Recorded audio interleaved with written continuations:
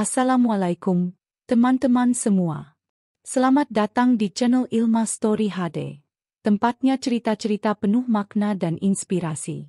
Sebelum kita mulai ceritanya, jangan lupa ya, klik tombol like dan subscribe sekarang juga, agar kamu nggak ketinggalan kisah-kisah menarik selanjutnya. Semoga yang like dan subscribe selalu diberi kesehatan, dimudahkan rezekinya, dan hidupnya penuh berkah. Amin.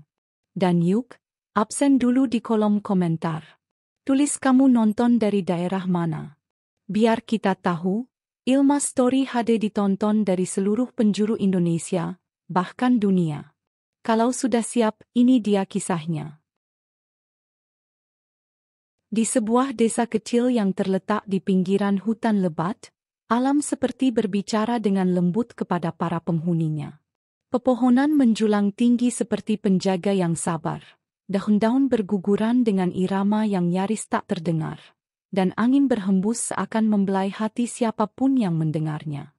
Suara burung bersahut-sahutan sejak fajar menyingsing, menandakan bahwa hari yang baru telah tiba. Di balik kedamaian itu, berdirilah sebuah gubuk kayu sederhana di tepian dusun, beratap rumbia dan berdinding bambu yang mulai rapuh dimakan usia. Di sanalah tinggal seorang bocah yatim bernama Ilham, bersama neneknya, Mak Siti, satu-satunya keluarga yang tersisa. Ilham baru berusia 12 tahun. Tubuhnya kurus, kulitnya legam terbakar matahari, namun senyumnya senantiasa menyapa siapapun dengan tulus. Ia terbiasa bangun lebih pagi dari ayam, bukan untuk bermain seperti anak-anak lain seusianya, tetapi untuk menimba air dari sumur tua, membersihkan halaman, dan menyiapkan kayu bakar untuk memasak. Setelah itu, ia akan berjalan ke pinggir hutan, membawa sebilah golok kecil dan karung lusuh untuk mencari ranting kering dan kadang-kadang tanaman obat. Hari itu, mentari baru saja muncul di balik perbukitan, memantulkan cahaya keemasan di pucuk-pucuk pohon. Ilham berjongkok di samping tungku, meniup api yang mulai padam. "Mak, nanti Ilham ke hutan sebentar ya. Nyari kayu sama daun sambiloto buat Mak," ujarnya sembari menambahkan ranting ke dalam api. Mak Siti hanya mengangguk lemah. Perempuan renta itu tubuhnya makin ringkih karena usia dan batuk yang tak kunjung reda. Meski begitu, ia selalu tersenyum setiap kali menatap cucunya. "Hati-hati di jalan, Nak. Jangan terlalu masuk ke dalam hutan.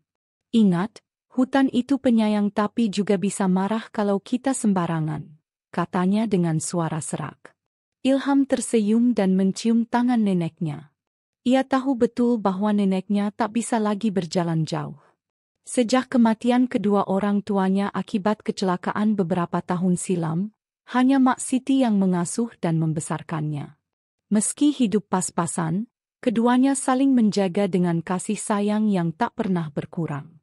Langkah kecil Ilham membawanya ke batas desa, menyusuri jalan tanah merah yang diapit semak dan pohon-pohon kecil.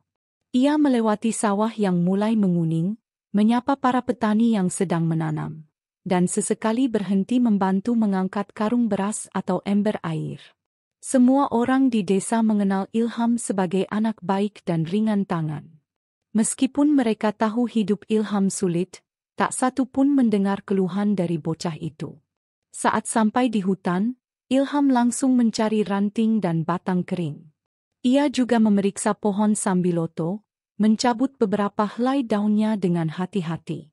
Hari itu cuaca cukup cerah, angin sejuk berembus dari arah timur. Suasana hutan terasa damai. Ia bernyanyi kecil. Lagu yang biasa dinyanyikan ibunya dulu sebelum tidur. Lagu tentang kebaikan dan harapan. Tiba-tiba, Ilham mendengar suara gemerisik aneh dari balik semak. Ia sempat diam dan memasang telinga. Suara itu terdengar seperti desahan atau mungkin erangan. Rasa ingin tahunya mengalahkan rasa takut. Ia perlahan mendekat ke arah suara. Semakin dekat, ia melihat sosok seseorang yang tampak tergeletak di balik semak berduri, mengenakan pakaian yang kotor dan robek, dengan rambut memutih yang acak-acakan. Lelaki tua itu tampak linglung, napasnya terengah-engah, dan salah satu kakinya tampak bengkak. Ilham terkejut, tapi tak mundur.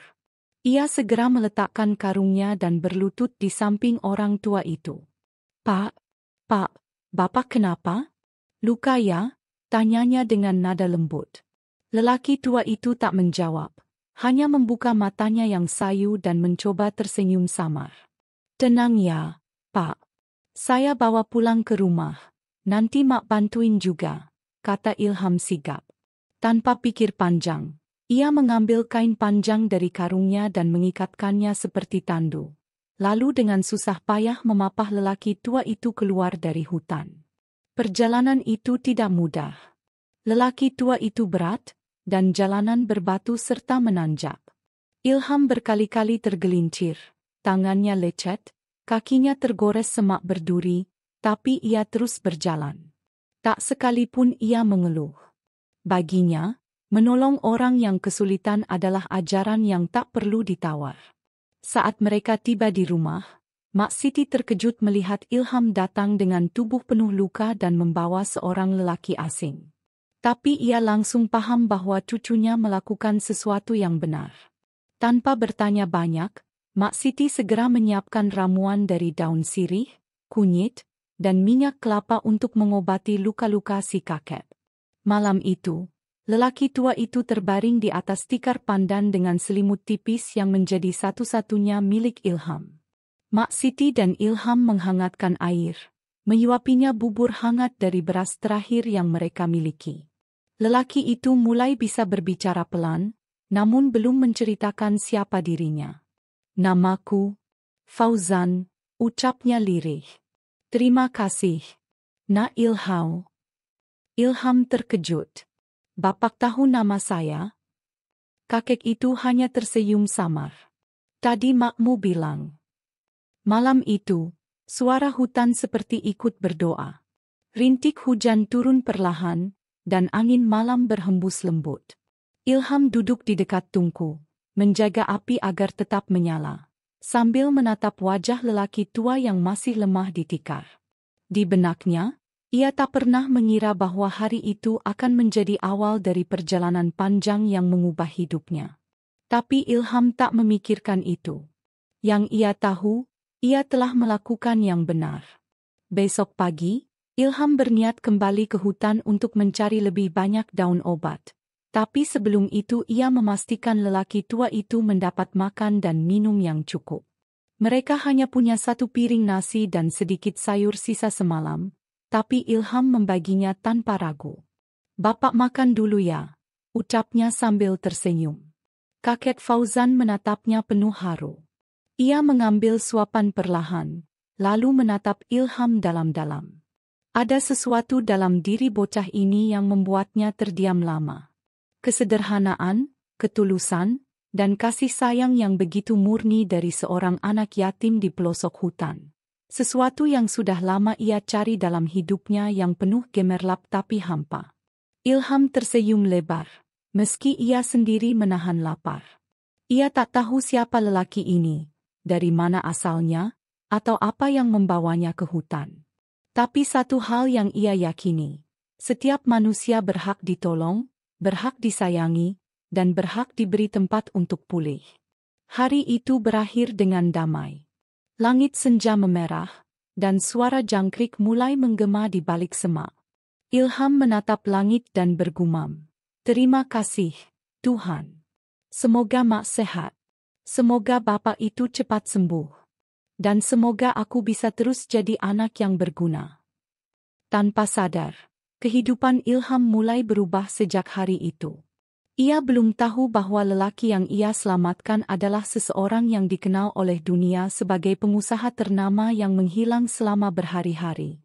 Dicari lewat berita nasional dan dianggap telah meninggal. Tapi bagi Ilham, semua itu bukanlah penting.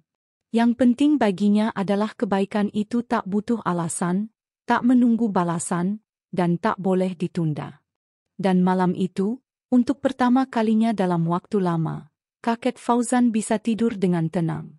Bukan di atas kasur empuk hotel mewah, tapi di sebuah gubuk kecil, ditemani suara jangkrik dan hati tulus seorang bocah yatim. Kabut pagi masih menggantung di sela-sela pepohonan ketika Ilham membuka matanya. Suara burung berkicau dari kejauhan, seakan membangunkannya dengan kelembutan yang biasa ia dengar sejak kecil. Tapi pagi itu sedikit berbeda. Di tikar pandan, seorang lelaki tua masih terbaring dengan wajah lelah namun jauh lebih tenang dibanding semalam. Nafasnya lebih teratur, dan tubuhnya sudah dibalut kain bersih yang Ilham cuci semalaman. "Bapak masih tidur, Ham," bisik Mak Siti yang sudah lebih dulu bangun, menjerang air panas di dapur kecil mereka. Tapi semalam ia sempat bangun sebentar dan bilang terima kasih. "Bapak itu sopan sekali." Ilham tersenyum sambil mencuci wajah dengan air dari tempayan di belakang rumah. Ia kemudian duduk di depan pintu, menatap hutan yang perlahan diterangi sinar matahari. Di desa kecil seperti tempat mereka tinggal, hari-hari berjalan tenang. Tapi Ilham belum bisa melupakan pertemuan aneh kemarin. Wajah kakek itu masih terpatri dalam ingatannya. Tatapan kosong tapi dalam, seolah menyimpan cerita yang berat. "Mak," kata Ilham setelah sarapan seadanya. "Hari ini Ilham mau ke hutan lagi ya? Nyari kayu, sama buah-buahan kalau ada. Mungkin juga bisa nemu jejak dari mana bapak itu datang." Mak Siti mengangguk pelan. "Tapi jangan terlalu dalam, ya. Bawa pisau kecilmu dan jangan lupa minum air." Dengan karung kosong di punggung dan golok pendek di tangan, Ilham melangkah kembali menyusuri jalan setapak menuju hutan. Semalam ia bermimpi tentang kakek itu. Bermimpi bahwa si kakek adalah seorang raja yang menyamar. Ia menganggapnya hanya bunga tidur, tapi hatinya terus bertanya-tanya. Siapa sebenarnya lelaki tua yang ditemukan sendirian, terluka, di tengah hutan yang jarang dilalui siapapun? Sementara itu, di dalam gubuk, kakek Fauzan perlahan membuka matanya. Atap rumbia terlihat samar di balik cahaya pagi yang masuk dari celah dinding. Ia mencium aroma kayu bakar, mendengar suara ayam berkokok, dan entah mengapa hatinya terasa damai. Sudah lama sekali ia tidak merasa sebegini tenang. Bahkan di rumahnya yang luas dengan penjaga dan pelayan, ia tidak pernah bisa tidur nyenyak seperti malam tadi. "Mak Siti," panggilnya pelan. Mak Siti datang membawa air hangat dan tersenyum ramah. "Bapak butuh apa-apa? Air minum? Bubur?" Fauzan menatap wajah perempuan tua itu dengan kagum. "Terima kasih, Bu. Saya sudah lama tidak merasakan kehangatan seperti ini." Mak Siti hanya tersenyum. Ia tidak bertanya banyak. Seumur hidupnya, ia belajar bahwa orang yang datang dalam keadaan terluka pasti membawa beban. Lebih baik diberi tempat bernaung dulu, baru perlahan dibuka hatinya. Sementara itu, Ilham berjalan masuk lebih dalam ke hutan. Ia memperhatikan jejak-jejak kaki di tanah basah, bercampur dengan jejak binatang. Di balik semak lebat, ia melihat selembar kain robek yang warnanya sama dengan baju si kakek kemarin. Tak jauh dari situ, ada bekas goresan di batang pohon, seolah seseorang terhuyung dan bersandar di sana. Semakin ia telusuri, semakin jelas bahwa si kakek datang dari arah barat, arah yang mengarah ke perbukitan yang jarang dijamah orang desa. Di balik sebuah pohon besar, Ilham menemukan sesuatu yang membuatnya terdiam. Dompet kulit yang tergeletak tertutup daun-daun kering. Ia memungutnya dan membuka perlahan.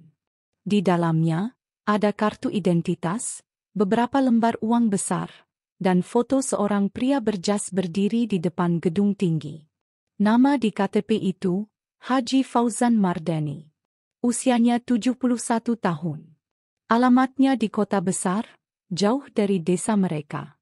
Ilham mengerutkan dahi. Ia tidak mengerti sepenuhnya siapa sosok ini, tapi hatinya mulai merasakan sesuatu yang besar sedang terjadi. Ia menyimpan dompet itu dengan hati-hati, lalu bergegas kembali ke rumah. Sesampainya di gubuk, kakek Fauzan sudah duduk bersandar di dinding. Wajahnya sedikit lebih segar, dan ia tersenyum ketika melihat Ilham datang tergopoh-gopoh. "Kau dari mana, Ilham. Ilham tak langsung menjawab. Ia duduk di depan kakek itu dan mengeluarkan dompet yang ia temukan. Ini, saya nemu di dekat tempat Bapak jatuh kemarin. Ini punya Bapak.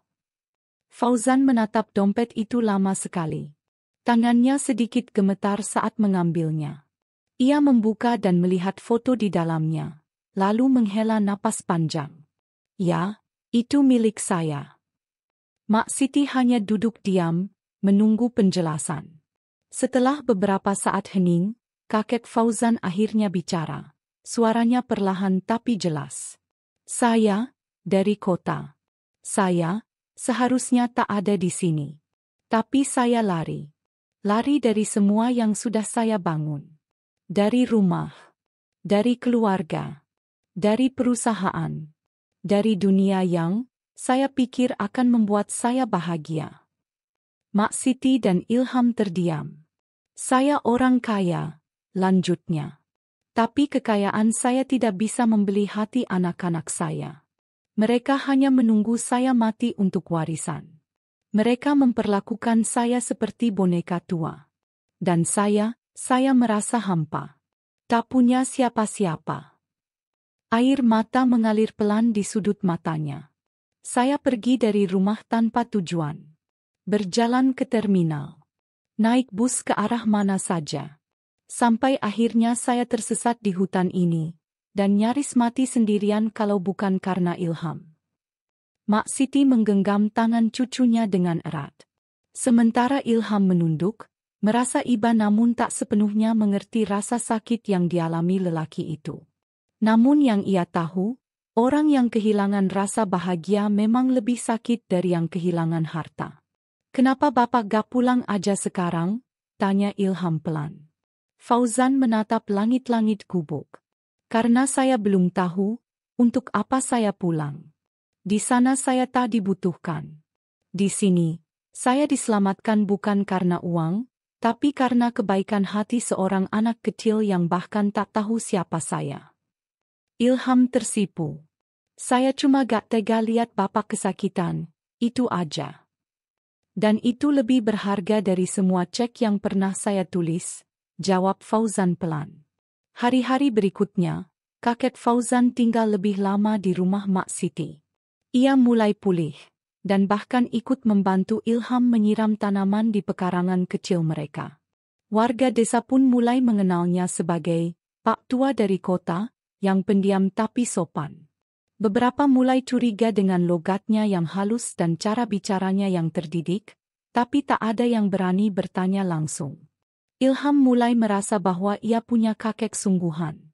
Dan kakek Fauzan, untuk pertama kalinya dalam hidupnya, merasa seperti benar-benar menjadi manusia, bukan hanya pemilik saham dan gedung-gedung tinggi. Namun di kejauhan sana, di kota besar yang sibuk dan keras, media massa mulai menampilkan berita dengan headline yang mencolok, pengusaha terkenal Haji Fauzan Mardani menghilang misterius, pihak keluarga curiga diculik. Wartawan mencari jejaknya. Anaknya menggelar konferensi pers, sementara polisi mulai menyisir rute-rute perjalanan terakhirnya. Dunia kota gempar, tapi dunia kecil Ilham tetap tenang. Belum ada yang tahu bahwa takdir telah mempertemukan dua jiwa dari dunia yang sangat berbeda.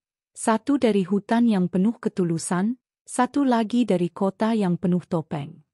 Dan dari pertemuan itu, cerita besar akan segera dimulai. Cerita tentang warisan, tentang luka, dan tentang kebangkitan hati yang sejati.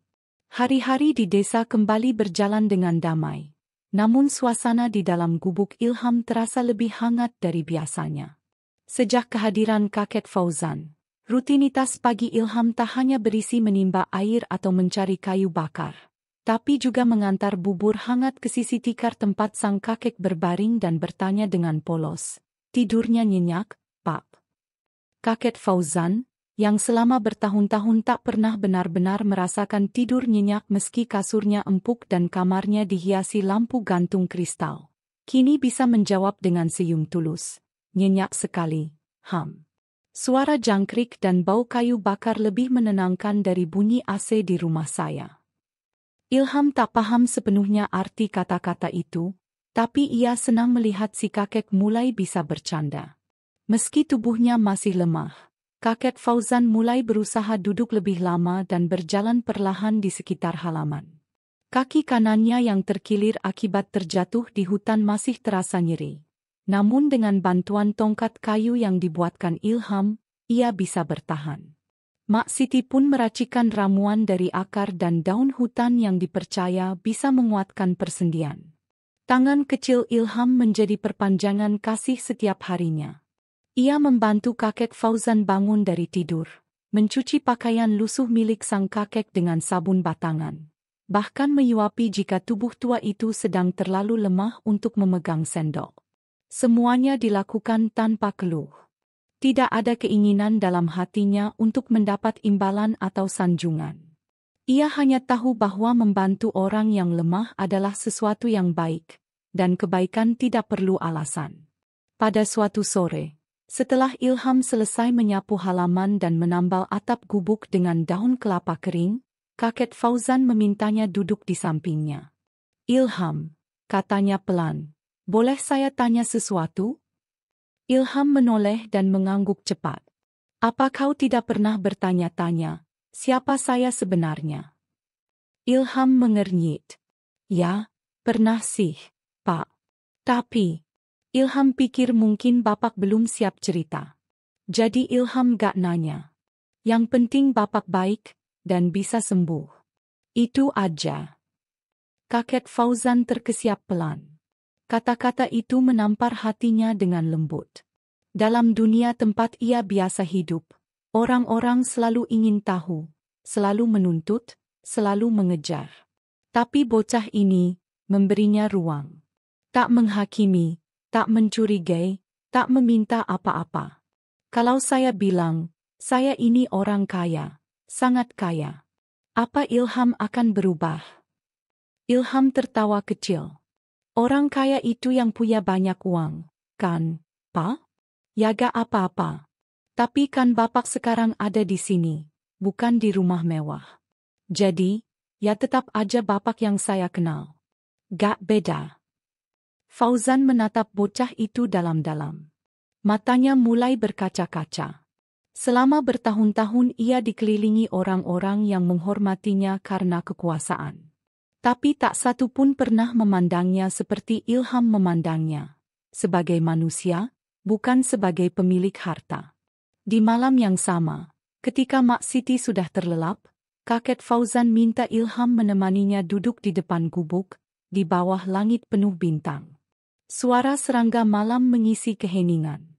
"Ilham, boleh saya ceritakan sesuatu?" Tapi mungkin Ilham akan kaget. Ilham mengangguk dengan polos. "Ilham siap dengar, Pak." Dan untuk pertama kalinya, kakek Fauzan membuka lembaran hidupnya. Tentang masa mudanya yang keras, usahanya membangun perusahaan dari nol. Kegagalannya dalam membesarkan anak-anak yang ia manja dengan uang tapi kering dari kasih sayang. Ia cerita tentang rumahnya yang besar tapi sunyi, tentang keluarganya yang hanya datang jika ada agenda warisan, dan tentang perasaannya saat memutuskan meninggalkan semuanya, tanpa tujuan, tanpa peta. "Waktu saya tersesat di hutan itu," katanya dengan suara berat, "saya sudah pasrah.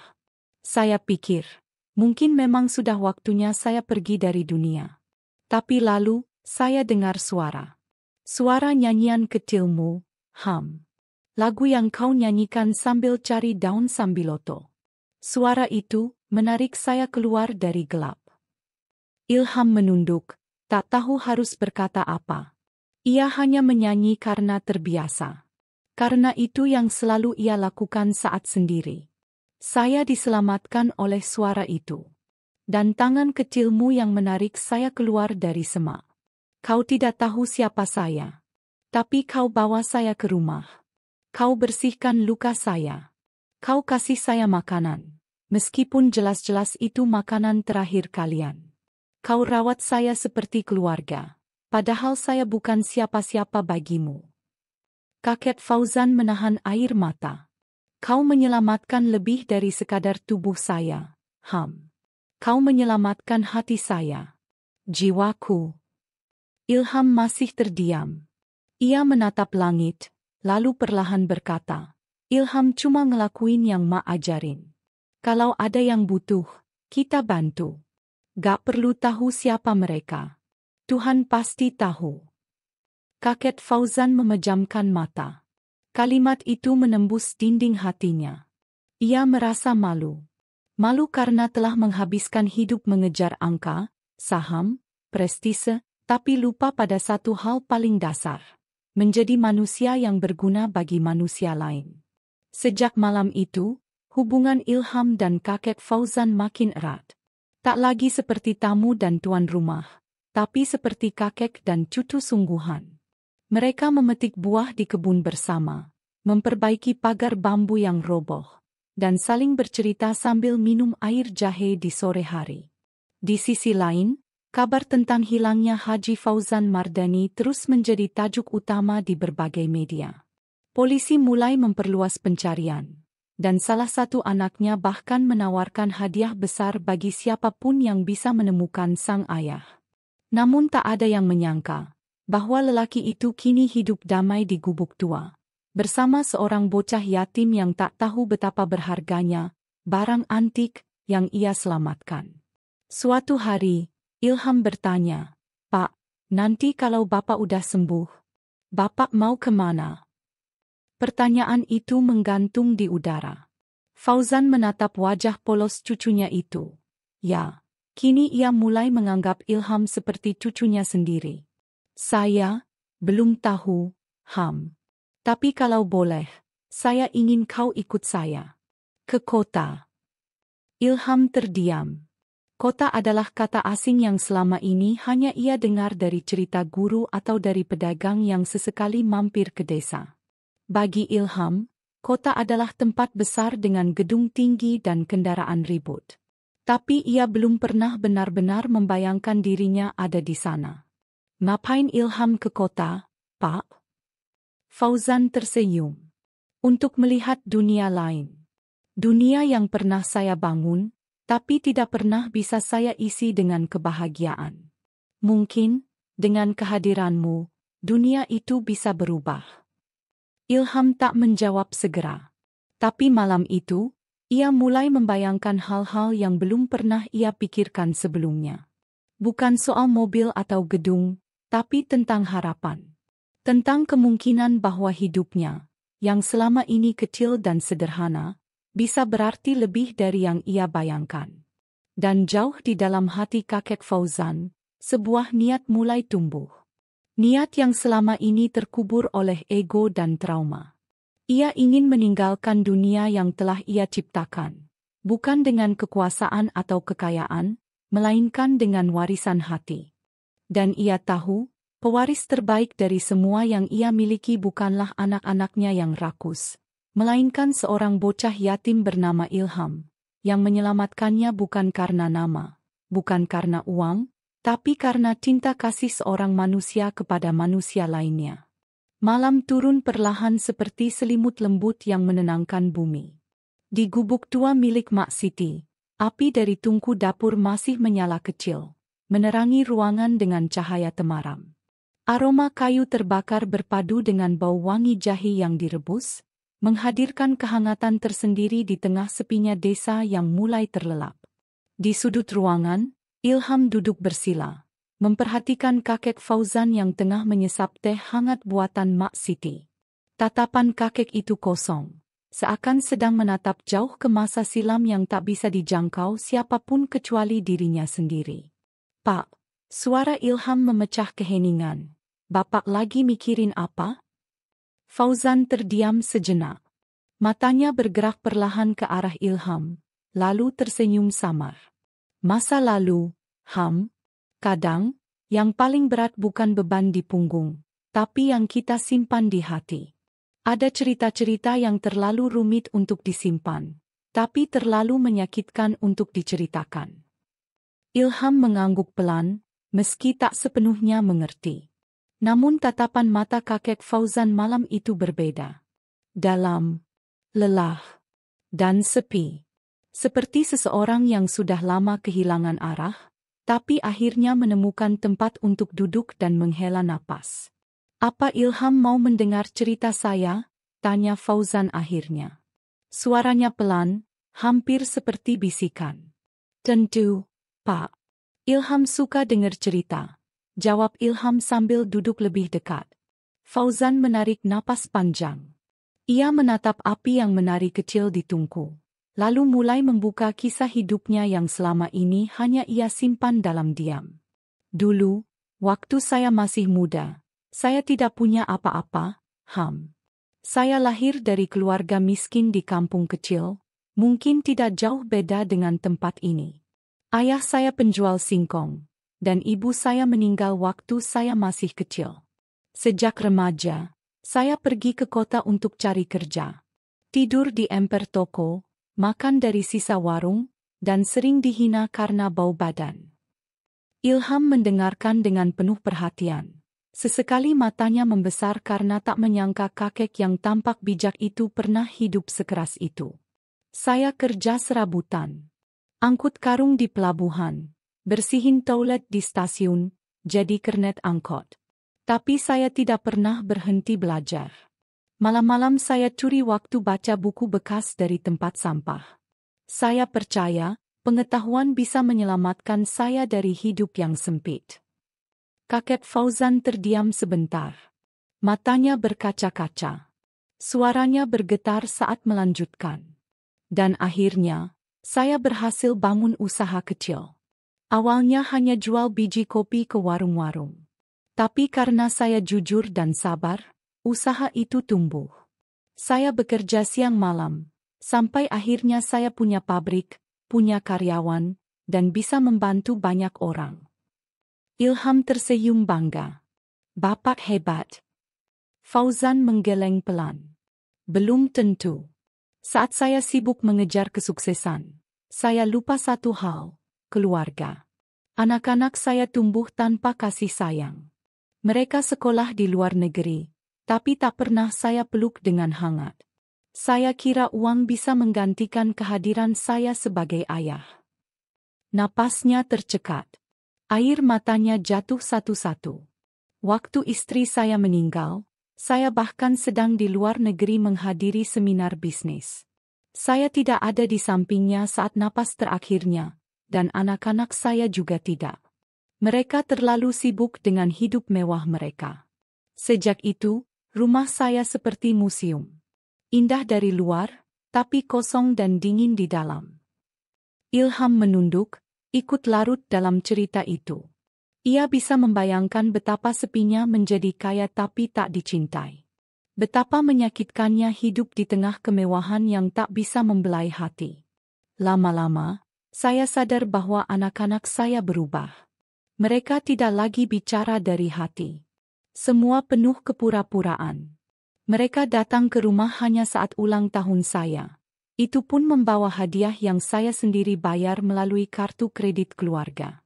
Lalu saya dengar mereka bicara di belakang saya, menunggu kapan saya mati agar bisa membagi harta." Mak Siti yang sejak tadi duduk diam di pojok ruangan akhirnya ikut bersuara. "Manusia memang bisa lupa daratan kalau terlalu lama berenang di lautan uang. Tapi syukur, Bapak masih bisa mendengar suara hati." Fauzan menoleh dan mengangguk. "Itulah yang membuat saya lelah. Saya muak. Suatu hari, saya keluar dari rumah. Tanpa pengawal, tanpa sopir. Saya jalan kaki ke terminal, naik bus antar kota. Saya hanya ingin pergi. Kemanapun. Tanpa tahu akan kembali atau tidak." Ia tertawa kecil, getir. "Dan takdir membawa saya ke hutan itu, ke tempat kalian. Saya jatuh, tersesat, hampir mati. Tapi kemudian, saya dengar suara." Ilham menatapnya penuh rasa ingin tahu. Suara yang menyanyi lirih. Lagu anak-anak yang entah kenapa menghangatkan dada saya. "Itu suara kamu, Ilham." Saat itu, saya tidak melihat malaikat bersayap, tapi saya melihat tangan kecilmu yang menarik saya keluar dari semak berduri. Dan saya tahu, saya belum mati. Tuhan belum izinkan saya mati, karena saya belum menemukan apa yang benar-benar berharga. Ruangan sunyi. Hanya suara kayu terbakar di tungku yang terdengar. Mak Siti mengusap matanya. Ilham menunduk, berusaha menahan air matanya sendiri. Ia merasa seperti baru mengenal siapa sebenarnya lelaki yang tidur di tikar mereka selama beberapa hari ini. Bapak gak sendirian sekarang, kata Ilham akhirnya. Kalau Bapak mau tinggal lebih lama, kami senang. Gubuk ini sempit, tapi hati kami lapang. Fauzan tersenyum lebar. Senyum yang seperti sudah bertahun-tahun tak muncul di wajahnya. Terima kasih, Ham. Kau bukan cuma menyelamatkan tubuhku dari kematian. Kau menghidupkan lagi hatiku yang mati. Malam itu, mereka berbicara hingga larut. Tentang hidup, tentang kesalahan, tentang harapan. Ilham mulai mengerti bahwa orang dewasa juga bisa tersesat, dan bahwa kekayaan tidak menjamin seseorang bebas dari luka batin. Ia belajar bahwa setiap manusia, sekaya apapun, tetap butuh disayangi. Butuh dipeluk. Butuh didengar. Di luar gubuk, bintang-bintang bersinar terang. Seolah alam tahu bahwa malam itu adalah malam penting dalam kehidupan dua manusia dari dunia yang berbeda, yang disatukan oleh rasa kemanusiaan, bukan status atau darah. Sementara itu, di kota jauh dari desa, anak-anak kakek Fauzan semakin gelisah. Mereka mulai curiga bahwa sang ayah sengaja menghilang. Beberapa bahkan mendatangi pengacara untuk membahas warisan, meskipun belum ada kabar kematian resmi. Di meja makan rumah besar yang dingin, mereka berdebat soal saham dan harta. Sementara lelaki tua yang mereka perbincangkan justru sedang menikmati secangkir air jahe dan pelukan kehangatan dari keluarga sederhana yang bahkan tak memiliki televisi. Tapi takdir terus berjalan. Dan dalam hati kakek Fauzan, benih harapan mulai tumbuh. Harapan bahwa hidupnya belum selesai. Bahwa masih ada yang bisa ia wariskan. Bukan hanya uang atau properti, tapi kasih sayang, nilai kehidupan, dan warisan hati yang tak akan pudar meski waktu berlalu. Dan di tengah malam sunyi, dengan bintang sebagai saksi, ia berkata dalam hati, aku tak akan membiarkan harta menghancurkan lagi hidupku. Jika harus diwariskan, biarlah ia jatuh ke tangan yang mengerti maknanya. Ilham, kaulah yang kucari selama ini. Fajar datang dengan pelan, menyelinap melalui celah-celah dinding bambu yang mulai lapuk. Burung-burung kecil berkicau dari atas pohon jambu di halaman, menandai hari baru yang akan segera dimulai. Di dalam gubuk, Ilham masih terlelap. Wajahnya damai di atas bantal tipis yang ia bagi dengan kakek Fauzan beberapa malam terakhir. Sementara itu, lelaki tua yang kini terasa semakin akrab sebagai bagian dari keluarga, duduk di depan tungku yang mulai menghangat, menatap api kecil sambil tenggelam dalam pikirannya. Hari-hari yang ia lewati di desa terasa seperti potongan hidup dari dunia yang berbeda.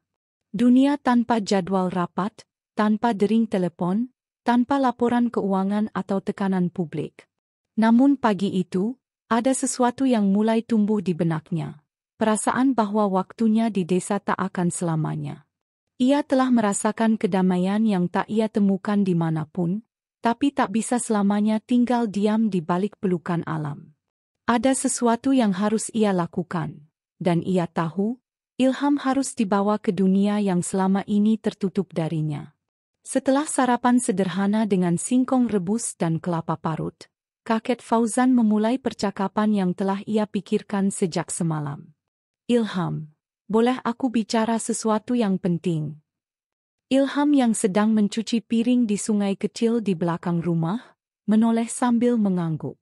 Boleh, Pak. Ada apa? Fauzan duduk di batu besar dekat aliran air, menatap cucunya yang kini semakin ia kagumi. Aku ingin ajak kamu ke kota, Ham.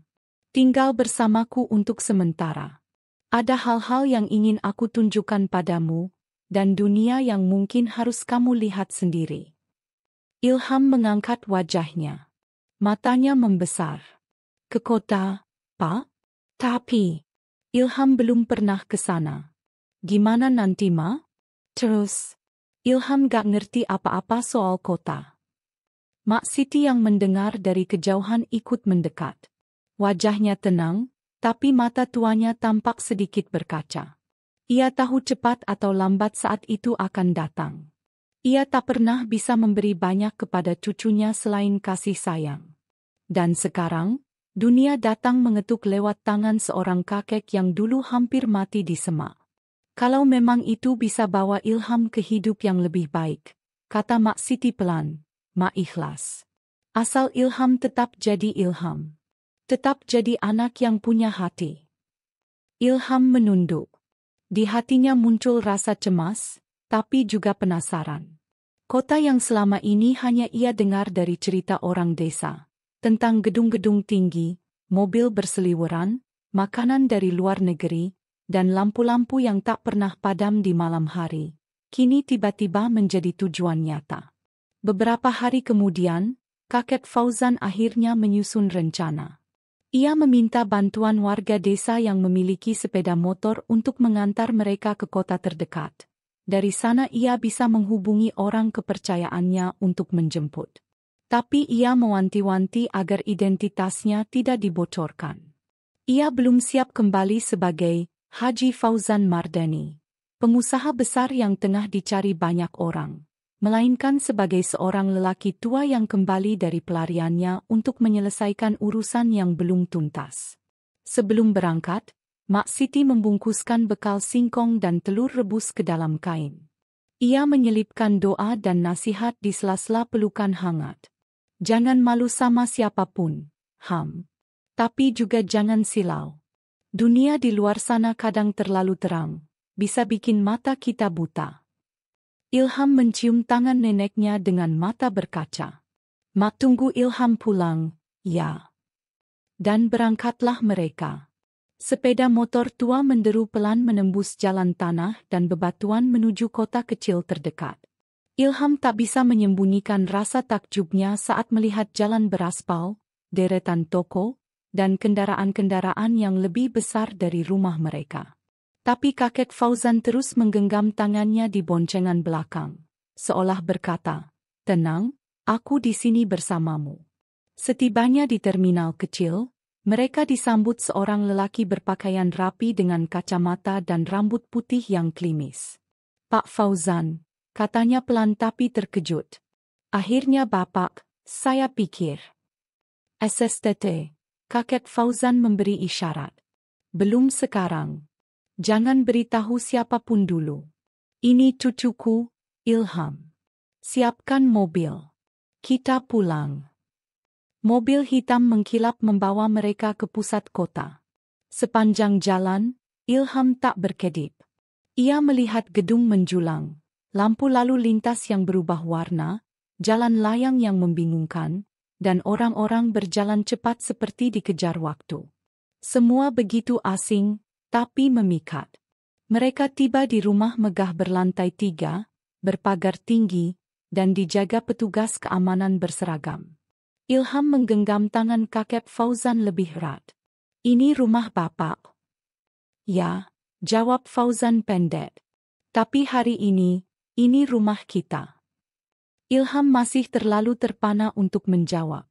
Saat masuk ke dalam, matanya membesar melihat ruang tamu sebesar lapangan, tangga marmer, dan lukisan-lukisan mahal menggantung di dinding. Tapi yang paling ia rasakan adalah sunyi. Rumah itu luas, tapi kosong. Tak ada suara ayam, tak ada dengung nyamuk, tak ada bau kayu atau suara api menyala.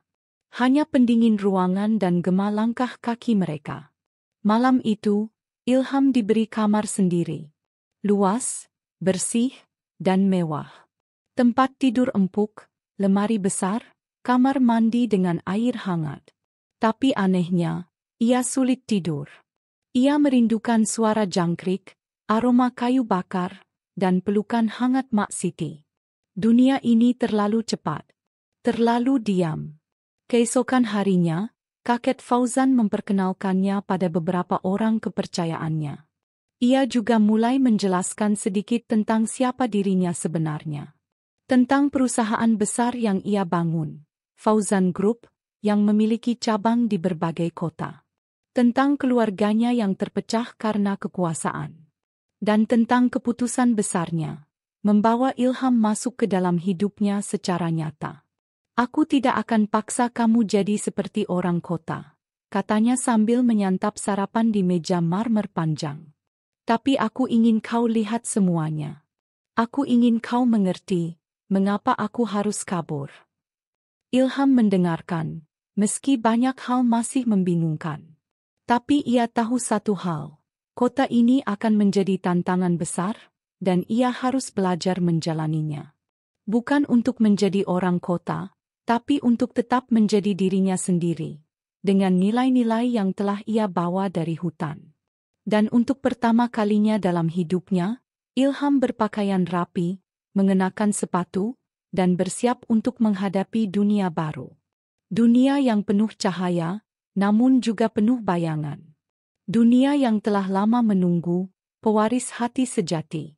Ilham berdiri di depan cermin besar di kamarnya, mengenakan kemeja putih bersih dan celana bahan yang baru pertama kali ia kenakan seumur hidupnya. Sepatu hitam mengilap di kakinya terasa asing, terlalu berat dibanding sandal jepit yang biasa ia pakai ke hutan.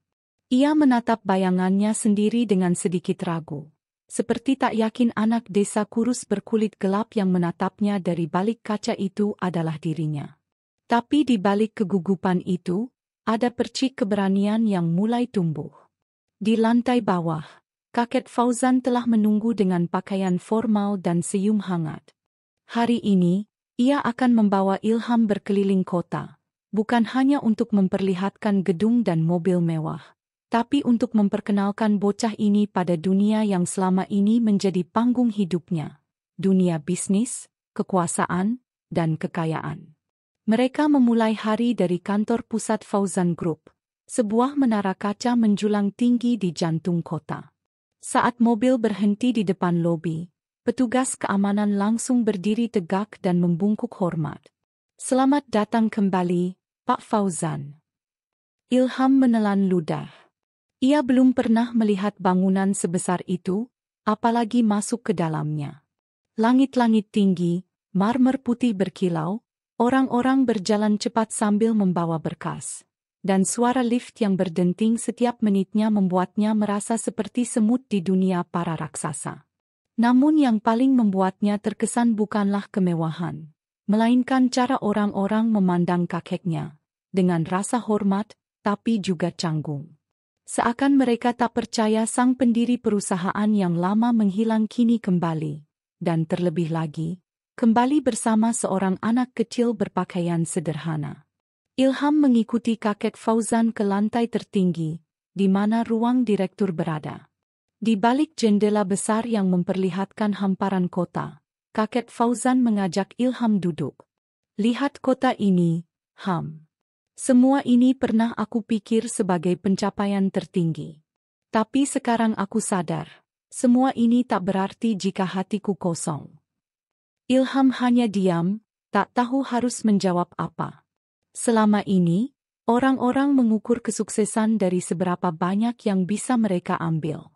Tapi aku ingin kamu belajar mengukurnya dari seberapa banyak yang bisa kamu beri. Hari itu mereka berkeliling ke berbagai cabang perusahaan, dari restoran, pabrik, hingga yayasan sosial. Di setiap tempat, Ilham memperhatikan dengan saksama caranya mencatat barang, menghitung hasil penjualan, memperlakukan karyawan. Meski ia belum paham istilah bisnis, ia belajar tentang nilai-nilai yang tak bisa diajarkan di sekolah, kejujuran, kerja keras, dan penghormatan terhadap orang lain. Malamnya, mereka makan malam di rumah bersama beberapa tamu undangan, teman lama kakek Fauzan yang penasaran siapa sebenarnya anak ini. Pak Fauzan, ini siapa ya? Cucu dari pihak mana? Tanya seorang ibu bergaun merah, suaranya sedikit tajam. Kakek Fauzan tersenyum santai. Ini Ilham. Dia yang merawat saya saat tersesat di hutan. Tanpa dia, Mungkin saya sudah tidak di sini. Beberapa orang tertawa kecil, mengira itu hanya guyonan. Tapi ketika kakek Fauzan berkata lebih serius bahwa ia mempertimbangkan Ilham sebagai penerusnya, suasana berubah. Tiba-tiba tatapan yang tadi penuh rasa ingin tahu berubah menjadi curiga, heran, bahkan tak percaya. Namun yang membuat Ilham kagum bukanlah bagaimana orang-orang memandangnya, melainkan bagaimana kakek Fauzan tetap tenang. Ia tidak mempermasalahkan penilaian orang. Ia hanya terus memperkenalkan Ilham sebagai cucunya, tanpa basa-basi. Hari-hari berikutnya, Ilham menjalani rutinitas yang sangat berbeda dari kehidupannya di desa. Ia mulai belajar membaca laporan keuangan, mendengar diskusi di ruang rapat, hingga ikut dalam kunjungan ke rumah sakit dan panti asuhan yang dikelola yayasan keluarga. Meski begitu, di tengah kemegahan itu, Ilham tidak berubah. Ia tetap sopan, tidak pernah meminta barang-barang mahal, dan masih sering menyendiri di taman belakang rumah sambil memandangi langit malam, mengingat desanya. Suatu hari, kakek Fauzan mengajaknya berjalan-jalan ke pusat kota, bukan dengan mobil mewah, tapi dengan angkutan umum. Sopir dan pengawal diminta libur, dan mereka berjalan kaki melewati pasar, terminal, dan lorong sempit yang biasa dihindari kalangan atas. Kau tahu, Ham, kata kakek Fauzan sambil menunjuk anak-anak jalanan yang mengamen di lampu merah. Mereka ini sebenarnya tak jauh beda dengan kamu dulu. Bedanya, mereka tak pernah bertemu orang seperti kamu, yang tetap punya hati meski hidup susah. Ilham menunduk, tak bisa menahan rasa iba. Saat seorang bocah kecil berusia sekitar 7 tahun menyodorkan tangan meminta uang, Ilham membuka tas kecilnya dan memberikan sebagian bekal yang dibawanya. Ia tersenyum tulus, membuat bocah itu terdiam sejenak sebelum berlari gembira. Kakek Fauzan menepuk pundaknya. Itu yang aku cari. Pewaris bukan hanya yang mampu mengelola uang, tapi yang tahu bagaimana membaginya. Di balik semua itu, suasana keluarga besar Fauzan Group mulai memanas. Anak-anak kandung dan cucu-cucu sah dari istri almarhumah mulai gelisah. Mereka mendengar kabar bahwa ayah mereka pulang bukan hanya membawa tubuhnya, tapi juga warisan baru dalam bentuk seorang bocah desa. Beberapa mencoba menyelidiki siapa Ilham sebenarnya. Ada yang menertawakannya diam-diam, menyebutnya boneka baru ayah. Ada pula yang mulai menyusun strategi untuk menggagalkan niat sang kakek. Tapi Ilham tetap tidak terpengaruh. Ia tak tahu menahu soal intrik. Baginya, kota hanyalah tempat baru yang harus ia pelajari, dan kakek Fauzan adalah satu-satunya yang ia percaya. Suatu sore, kakek Fauzan mengajaknya ke balkon rumah dan duduk bersisian. Langit senja berwarna jingga kemerahan. Aku sudah lama mencari penerus yang bukan hanya bisa membaca angka, tapi juga bisa mendengar hati, katanya pelan. Dan aku melihat itu di kamu, Ham. Ilham menoleh, gugup. Tapi Ilham bukan siapa-siapa, Pak. Ilham gak tahu cara bisnis, gak tahu cara ngomong kayak orang kota. Justru karena kamu belum tahu, kamu gak dibutakan oleh apapun. Kamu datang tanpa beban, tanpa ambisi, dan itulah yang paling berharga. Dunia ini butuh orang seperti itu. Keesokan harinya, kakek Fauzan mengumumkan kepada Dewan Perusahaan bahwa ia akan mulai menyiapkan Ilham sebagai bagian dari rencana jangka panjang perusahaan. Bukan sebagai direktur utama saat ini, tapi sebagai pemegang nilai dan pengarah sosial yang akan mengawal misi kemanusiaan perusahaan. Pengumuman itu mengguncang banyak pihak.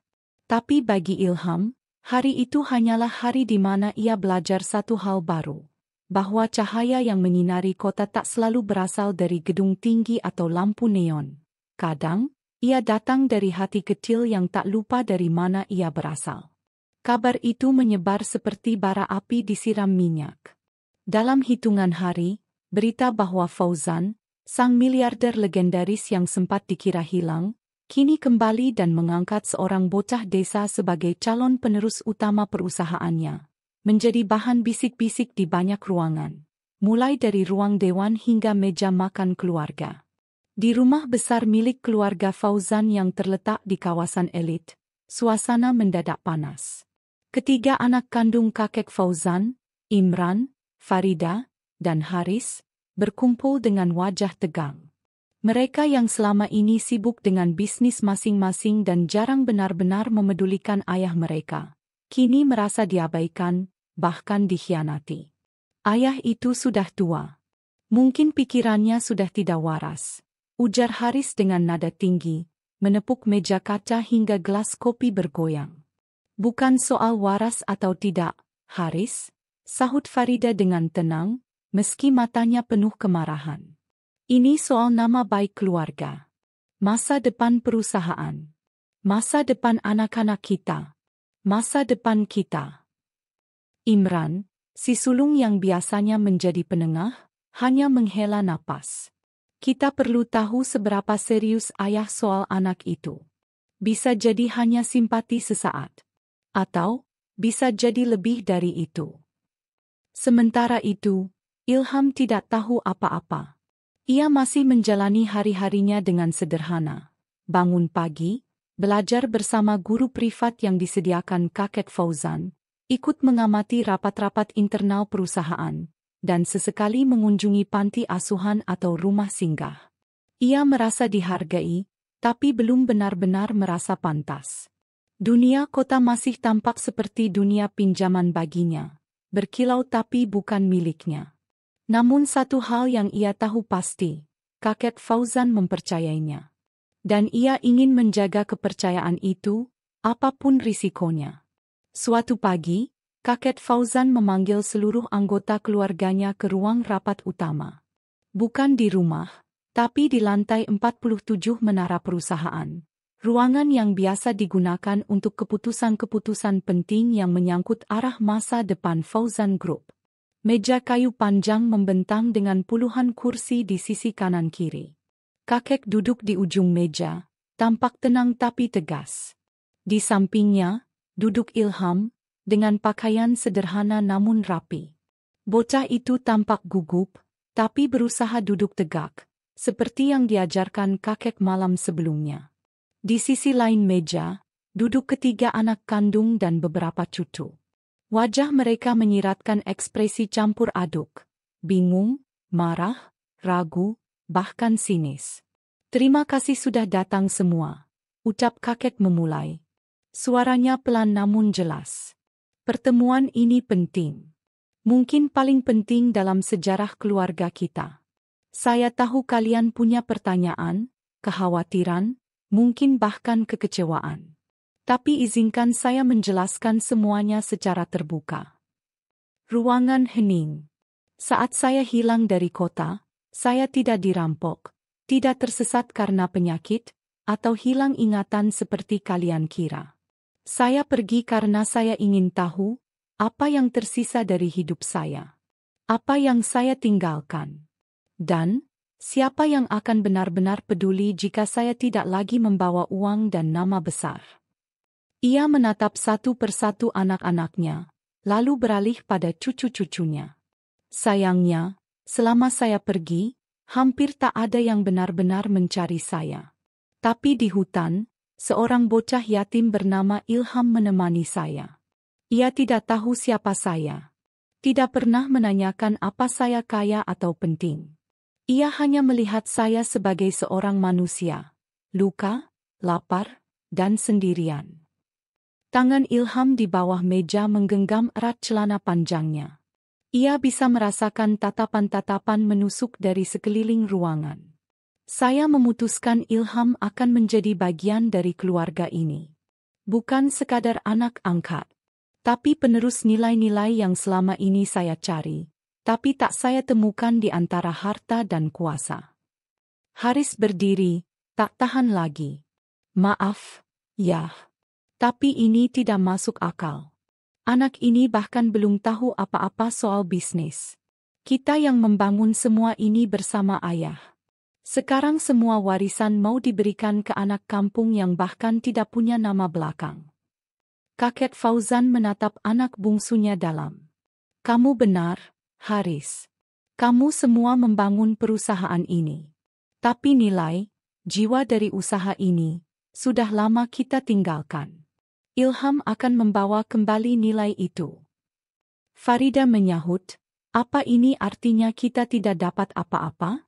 Seluruh warisan diberikan ke dia? Aku belum membicarakan warisan materi. Itu akan diatur sesuai hukum dan keadilan. Tapi untuk arah masa depan perusahaan dan yayasan, Ilham akan dipersiapkan sebagai penjaga nilai. Ia tidak akan duduk sebagai direktur utama, tapi sebagai penasehat kehormatan dan pemegang suara di yayasan sosial. Suasana menjadi tegang.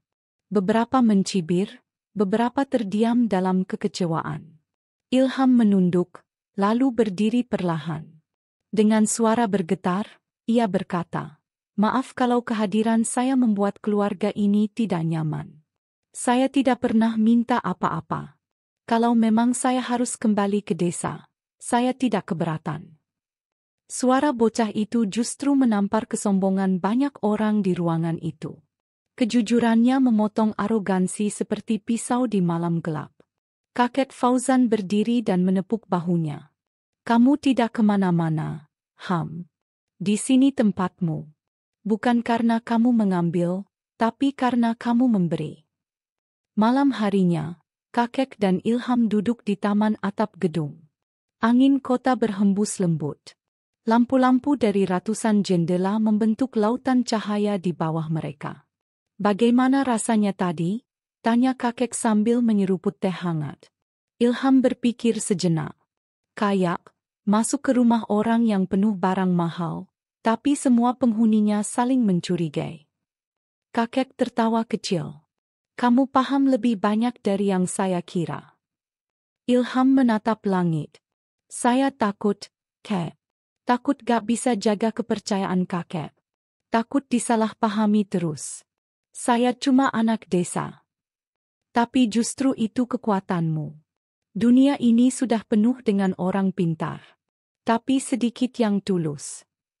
Diam-diam, di balik taman itu, seseorang dari keluarga merekam percakapan mereka. Dalam waktu dekat, video itu akan digunakan dalam rencana yang lebih besar. Untuk menggulingkan niat sang kakek dan menjatuhkan reputasi Ilham di hadapan publik. Namun untuk malam itu, Ilham merasa cukup. Ia tak tahu masa depan akan membawanya kemana. Tapi ia tahu satu hal. Ia akan tetap menjadi dirinya sendiri. Anak yatim yang hidupnya berangkat dari hutan, dengan satu warisan paling berharga, ketulusan. Pagi itu, Ilham berdiri di depan cermin kamar apartemen barunya.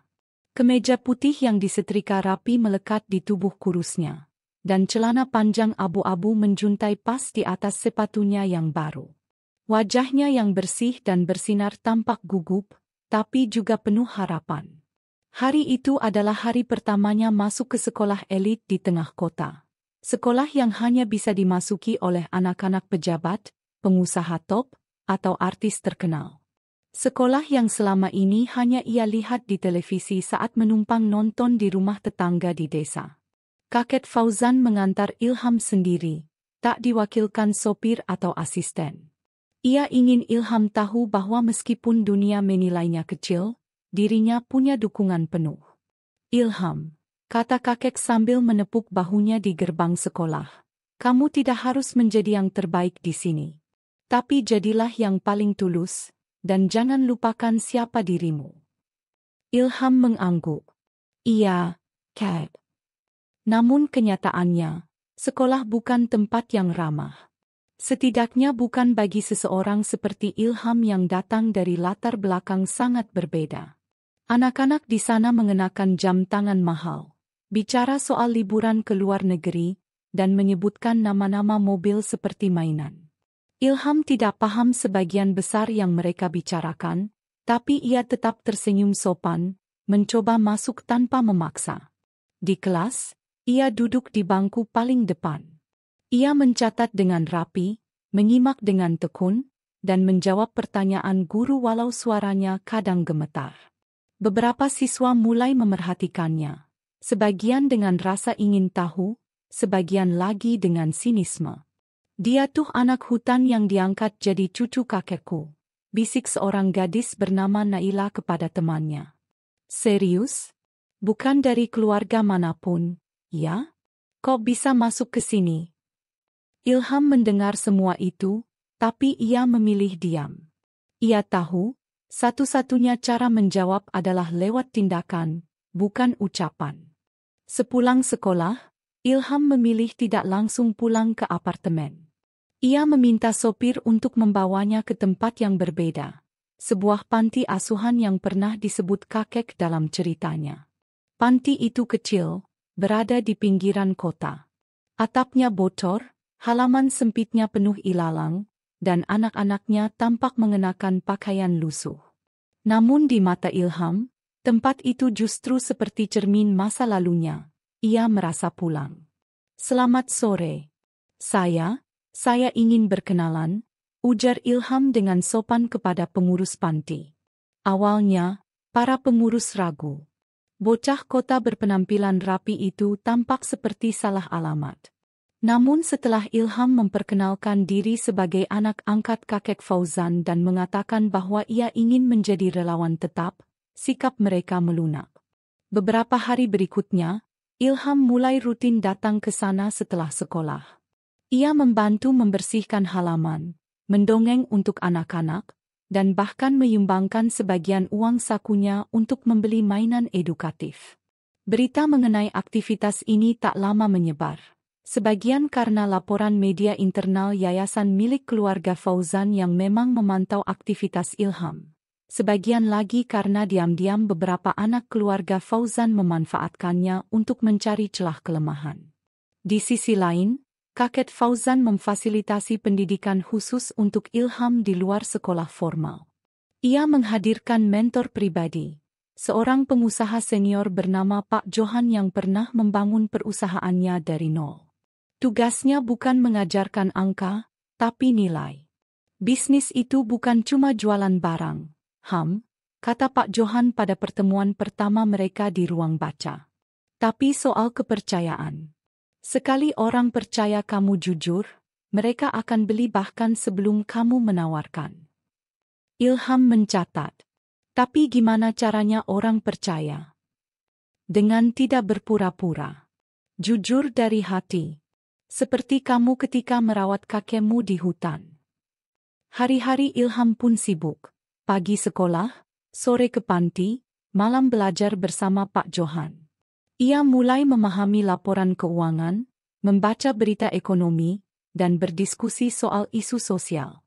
Ia bahkan membuat akun media sosial untuk membagikan kegiatan sosialnya. Bukan untuk pamer, tapi untuk menginspirasi. Namun tidak semua orang melihatnya seperti itu.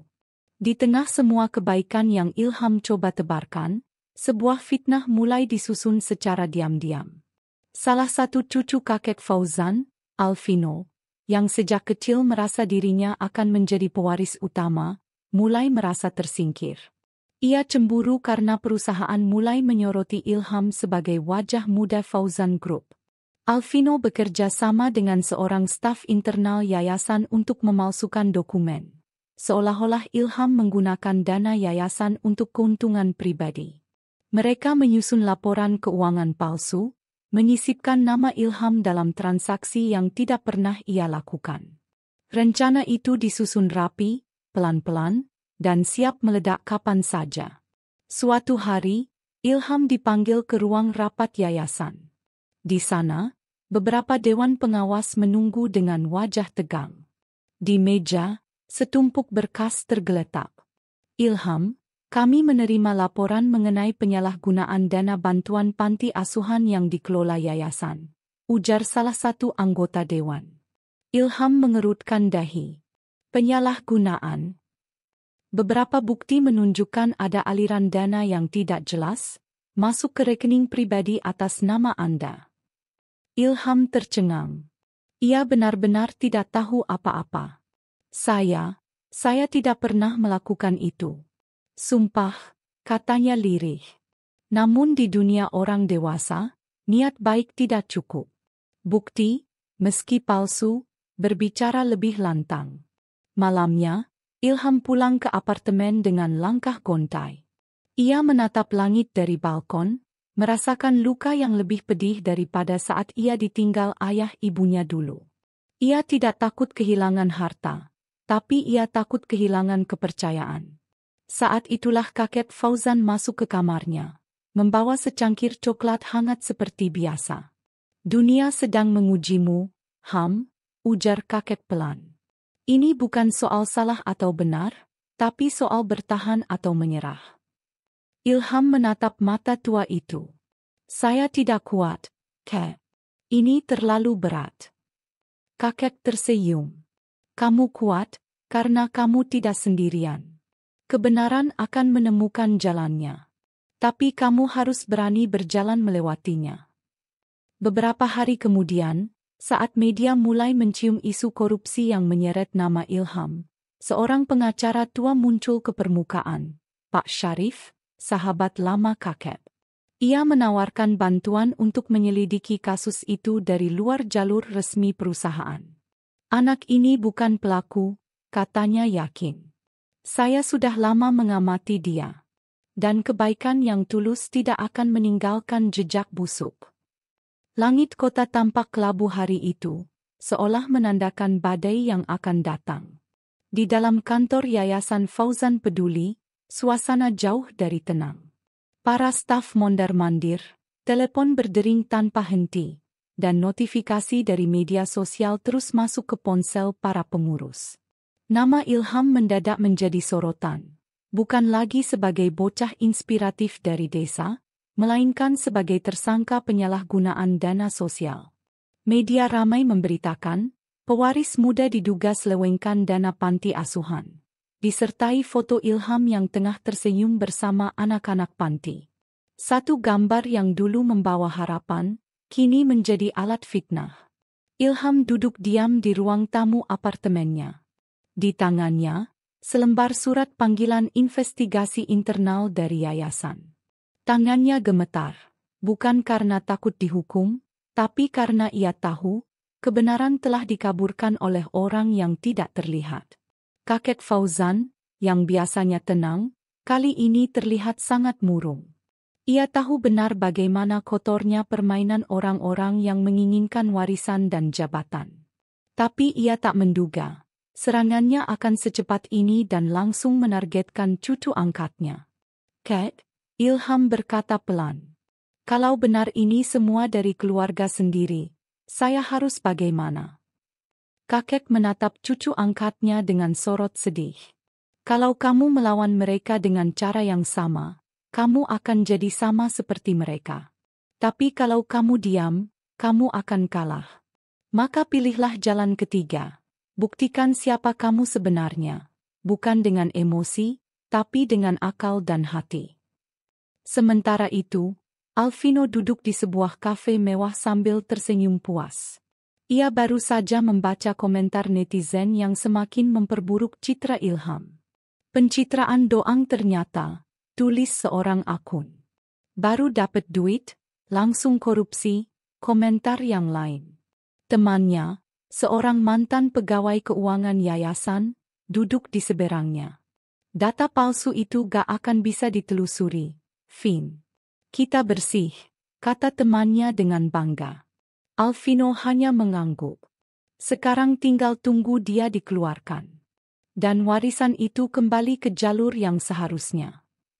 Tapi mereka lupa satu hal, kebenaran, meski disembunyikan, selalu punya jalan untuk kembali ke permukaan. Di balik bayangan gedung tinggi dan rapat-rapat keluarga yang tegam, seorang pria tua sedang bekerja diam-diam. Pak Syarif, pengacara sekaligus sahabat lama kakek Fauzan, mulai mengumpulkan bukti. Ia menemui kepala panti tempat Ilham biasa membantu.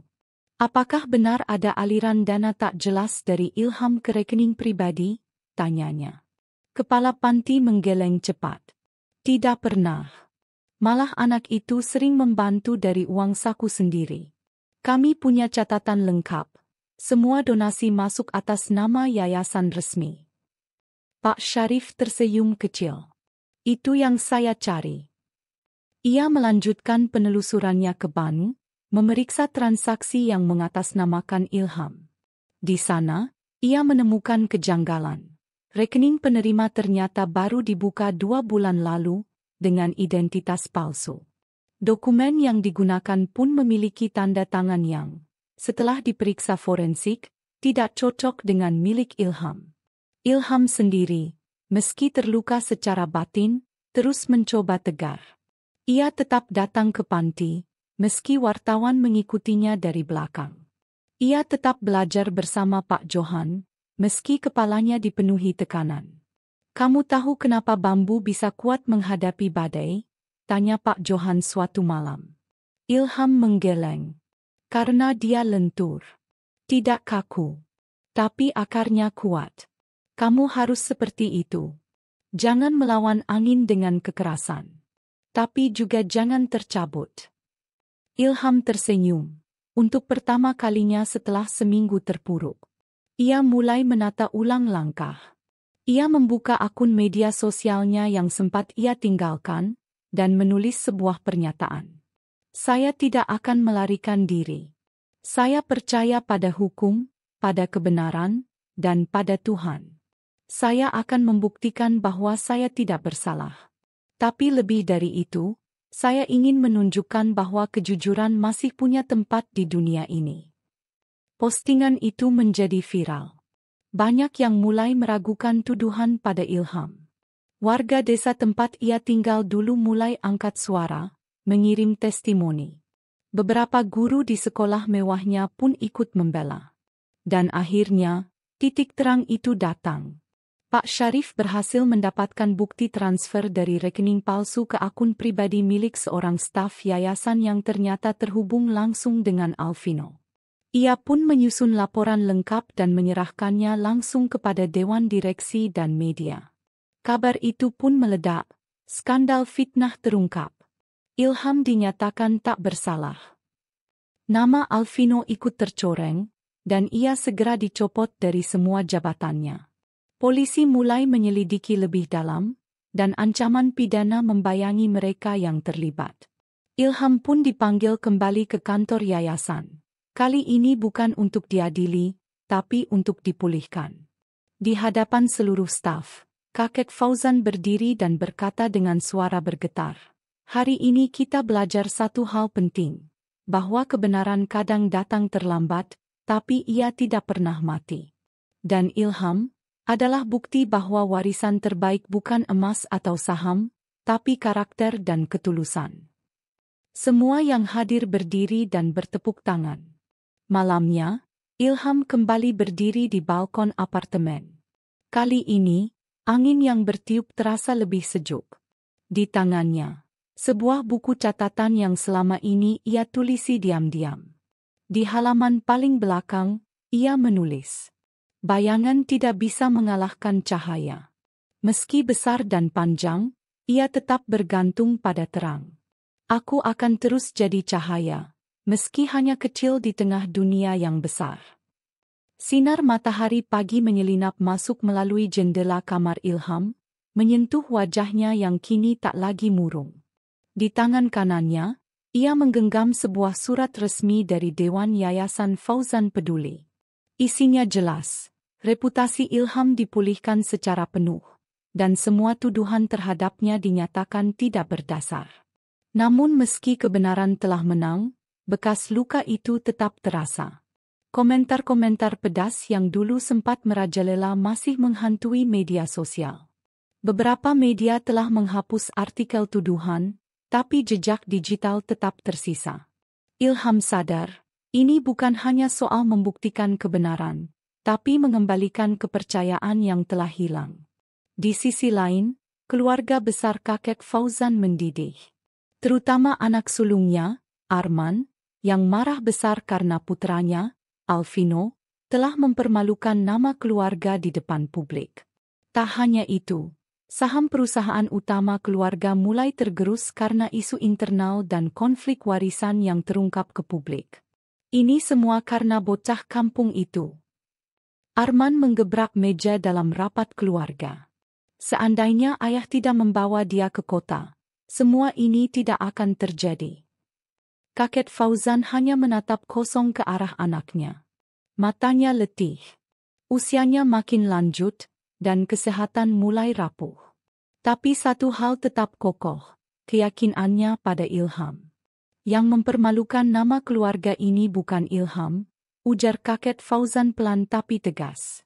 Tapi kalian yang memilih keserakahan di atas kebaikan. Ilham hanya jadi cermin dari siapa kita sebenarnya. Kata-kata itu membuat ruangan hening. Beberapa hari kemudian, Ilham memutuskan kembali ke desa. Bukan untuk melarikan diri, tapi untuk menjawab rasa rindunya. Pada udara bersih, pada suara burung, dan tentu pada pelukan hangat neneknya. Saat tiba di ujung desa, anak-anak berlarian menyambutnya. Mereka mengingat Ilham yang selalu membawakan roti kering dan buku gambar saat kecil. Warga berkumpul di balai desa, membawa makanan seadanya sebagai bentuk syukur. Ilham pulang bukan sebagai pewaris orang kaya, ujar Pak Lurah. Tapi sebagai anak desa yang tidak pernah lupa pada asalnya. Ilham tersenyum haru. Ia pun memanfaatkan momen itu untuk menjelaskan semua yang terjadi. Waktu itu saya difitnah. Tapi saya tidak datang hari ini untuk membicarakan fitnah itu, katanya dengan suara pelan. Saya datang untuk berterima kasih. Karena dari desa inilah saya belajar tentang kebaikan. Dan saya ingin membawanya kembali ke kota.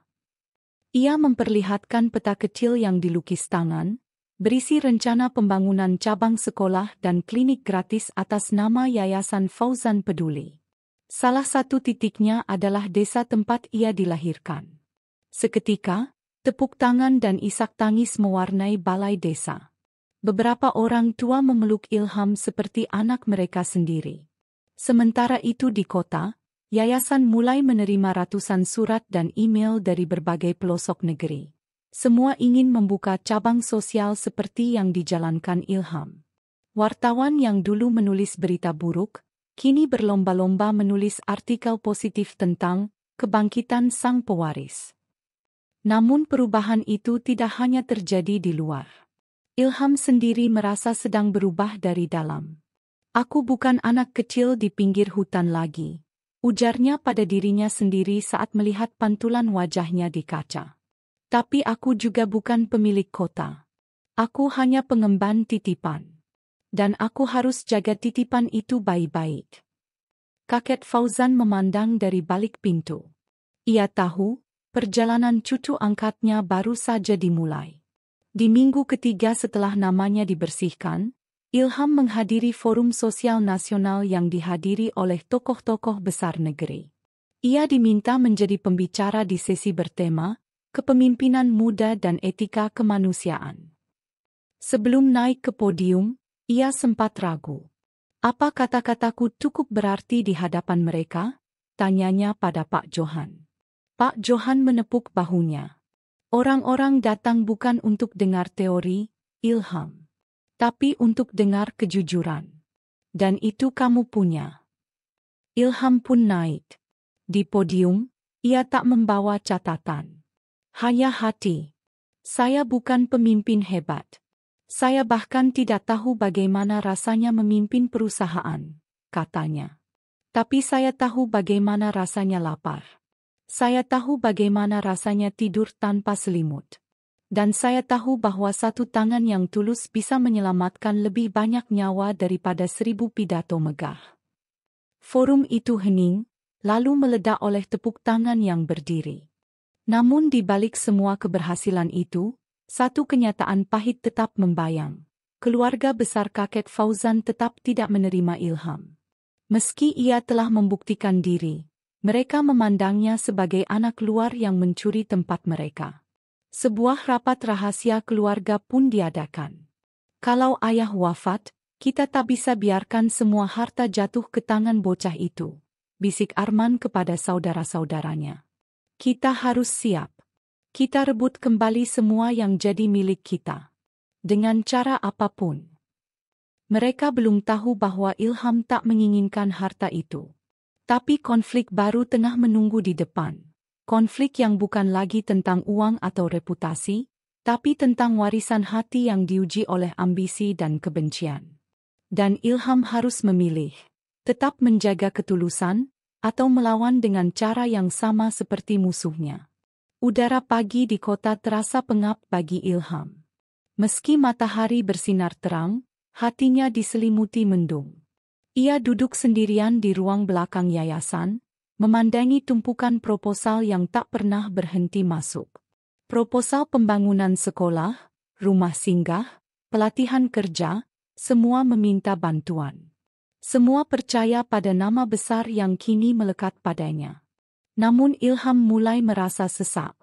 Bukan karena lelah fisik, tapi karena luka batin yang belum sembuh. Malam sebelumnya, seseorang melemparkan batu ke gerbang rumah yayasan. Sebuah kertas dililitkan di sekeliling batu itu, dengan tulisan miring dan penuh amarah, "Pencuri warisan, jangan sok suci." Kejadian itu bukan pertama. Beberapa staf yayasan juga mulai menerima tekanan. Ada yang ditekan oleh pemilik media, ada pula yang diintimidasi diam-diam. Semua berasal dari satu sumber, keluarga besar kakek Fauzan. Di tengah tekanan itu, sebuah kalimat terus terngiang di kepala Ilham. "Kalau aku pergi, mungkin semua ini akan tenang kembali." Di apartemennya malam itu, Ilham mengemas barang-barangnya secara diam-diam. Ia sudah mengambil keputusan, mundur dari semua peran, menyerahkan kembali posisi pewaris, dan kembali ke desa. Ia pikir, mungkin ia memang terlalu kecil untuk mengubah dunia sebesar ini. Tapi sebelum ia sempat pergi, kakek Fauzan datang mengetuk pintu. Ilham menyambut dengan wajah terkejut. "Kakek, seharusnya istirahat." Kakek tersenyum lemah. Ia tampak lebih kurus, dan nafasnya pendek-pendek. Namun matanya tetap menyala. "Aku dengar kamu mau menyerah," katanya pelan. Ilham menunduk. "Saya bukan menyerah, Kek. Saya cuma tidak ingin jadi sumber kekacauan. Keluarga besar kakek membenci saya. Yayasan jadi sasaran. Semua ini terlalu berat." Kakek duduk perlahan, lalu menatap Ilham dalam-dalam. "Kamu tahu, kenapa aku dulu nyasar ke hutan?" tanyanya. Ilham menggeleng. "Aku lari. Dari keluarga yang penuh topeng. Dari dunia yang menghitung nilai manusia dari saham dan gelar. Tapi saat aku jatuh di tanah, haus dan lemah, yang pertama menyelamatkanku, bukan dokter, bukan anakku. Tapi kamu. Seorang bocah yang bahkan tak tahu siapa aku." Kakek menggenggam tangan Ilham. "Kamu bukan kekacauan, Ilham. Kamu adalah penawar. Kamu bukan beban. Kamu cahaya. Tapi kalau kamu pergi sekarang, mereka menang. Dan dunia kehilangan satu hati yang jujur." Air mata jatuh tanpa bisa ditahan. Ilham memeluk kakeknya erat-erat. Dan malam itu, ia membatalkan keberangkatannya ke desa. Keesokan harinya, Ilham berdiri di depan seluruh staf yayasan. Ia mengenakan baju putih sederhana, tanpa dasi, tanpa blazer mewah. Di tangannya, hanya selembar kertas berisi tulisan tangan. "Saya tahu banyak dari kalian lelah. Tak sedikit yang takut. Dan saya tidak akan memaksa kalian untuk terus berdiri bersama saya. Tapi saya ingin mengatakan ini, saya tidak akan mundur. Bukan karena saya ingin berkuasa, tapi karena saya tidak ingin membiarkan yang jahat menang." Satu persatu staf berdiri. Ada yang meneteskan air mata. Ada pula yang mengepalkan tangan. Mereka tahu, perjuangan Ilham bukan demi tahta, tapi demi anak-anak yang tak bersuara. Demi orang-orang yang hidupnya tergantung pada harapan kecil dari yayasan itu. Di balik layar, Arman dan saudara-saudaranya semakin gusar. Mereka melihat Ilham tidak goyah. Bahkan citranya justru semakin kuat. Mau tidak mau, Kita harus pakai jalur hukum, ucap Arman dengan dingin. Kita seret dia ke pengadilan. Kita buktikan bahwa dia tidak sah jadi pewaris. Sebuah gugatan pun dilayangkan. Judulnya, Permohonan Pembatalan Status Pewaris dan Peninjauan Wasiat. Ilham kembali menghadapi tekanan. Tapi kali ini, ia tidak sendirian. Pengacara yayasan, Pak Syarif, dengan sigap menyiapkan pembelaan. Ratusan saksi siap mendukung. Bahkan lembaga hukum sosial menawarkan bantuan hukum sukarela. Nama Ilham telah melekat di hati banyak orang, dan mereka tak mau melihat anak muda itu jatuh. Sebelum sidang berlangsung, Ilham mengunjungi kakek Fauzan di rumah sakit. Kondisinya makin melemah. Dokter mengatakan bahwa fungsi jantungnya sudah tidak stabil. Usianya mungkin tinggal hitungan minggu. Maaf, Kek, Ilham berbisik sambil menggenggam tangan keriput itu. Karena aku terlalu ragu. Kakek tersenyum samar. Tidak semua orang bisa menjaga warisan uang, Ilham. Tapi kamu bisa menjaga warisan hati. Itu lebih penting. Jangan jadi aku yang dulu, sendiri di puncak menara. Jadilah kamu yang sekarang, di bawah, tapi bersama orang-orang yang kau cintai. Ilham hanya mengangguk, matanya berkaca. Hari persidangan pun tiba. Media memadati halaman pengadilan. Di sisi penggugat, Arman dan pengacaranya tampak percaya diri. Mereka membawa puluhan dokumen dan argumen hukum. Namun di sisi Ilham, ruangan justru penuh sesak oleh masyarakat. Ada ibu panti, guru-guru, tukang parkir, mantan pasien klinik yayasan, hingga warga desa tempat Ilham dibesarkan. Semua hadir. Semua bersaksi. Satu demi satu saksi bicara tentang bagaimana Ilham tak pernah mengambil uang sepeser pun untuk kepentingan pribadi. Tentang bagaimana ia menolak mobil mewah dan tetap tinggal di apartemen sederhana. Tentang bagaimana ia memperjuangkan sekolah gratis dan menolak komisi dari kontraktor pembangunan. Akhirnya, hakim mengetuk palu. Gugatan ditolak. Wasiat tetap sah. Arman dan saudara-saudaranya hanya bisa diam. Wajah mereka merah padam, tapi mereka tak bisa melawan gelombang dukungan yang telah terbentuk. Malam harinya, Ilham duduk di balkon rumah sakit. Ia tidak merayakan kemenangan. Baginya, ini bukan soal menang atau kalah. Ini tentang tetap berdiri, ketika badai mencoba mematahkan. Dan untuk pertama kalinya dalam beberapa waktu, ia merasa tenang. Di dalam kamar, kakek Fauzan tertidur dengan damai. Dan di luar, bintang-bintang mulai bermunculan di langit kota. Suara mesin-mesin berat menggema di tengah jantung kota. Bukan untuk membangun pusat perbelanjaan baru, atau menara apartemen mewah. Tapi untuk merobohkan sebagian aset milik keluarga besar Fauzan. Bangunan tua yang selama ini hanya menjadi tempat parkir dan gudang tak terpakai. Ilham berdiri di depan pagar proyek, mengenakan helm konstruksi dan rompi pengaman. Dikelilingi para pekerja yang kini memanggilnya bukan Tuan Pewaris, tapi Pak Ilham. Tanah ini luasnya cukup untuk sekolah 3 lantai, klinik rawat jalan, dan rumah singgah berkapasitas 100 anak. Jelas Pak Syarif, sambil membuka denah pembangunan. Ilham mengangguk pelan. Pastikan semua terbuka untuk umum. Tanpa syarat rumit. Tanpa biaya tersembunyi. Dan, beri prioritas pada anak-anak jalanan yang tidak punya dokumen identitas. Keputusan itu bukan tanpa risiko. Banyak kolega bisnis keluarga Fauzan mengernyitkan dahi. Ilham menjual aset triliunan untuk bangun rumah singgah, ucap salah satu pengusaha senior dalam sebuah forum. Dia pikir dunia ini bisa diubah hanya dengan hati mulia. Tapi Ilham tak bergeming. Ia tahu persis apa yang sedang ia tanamkan.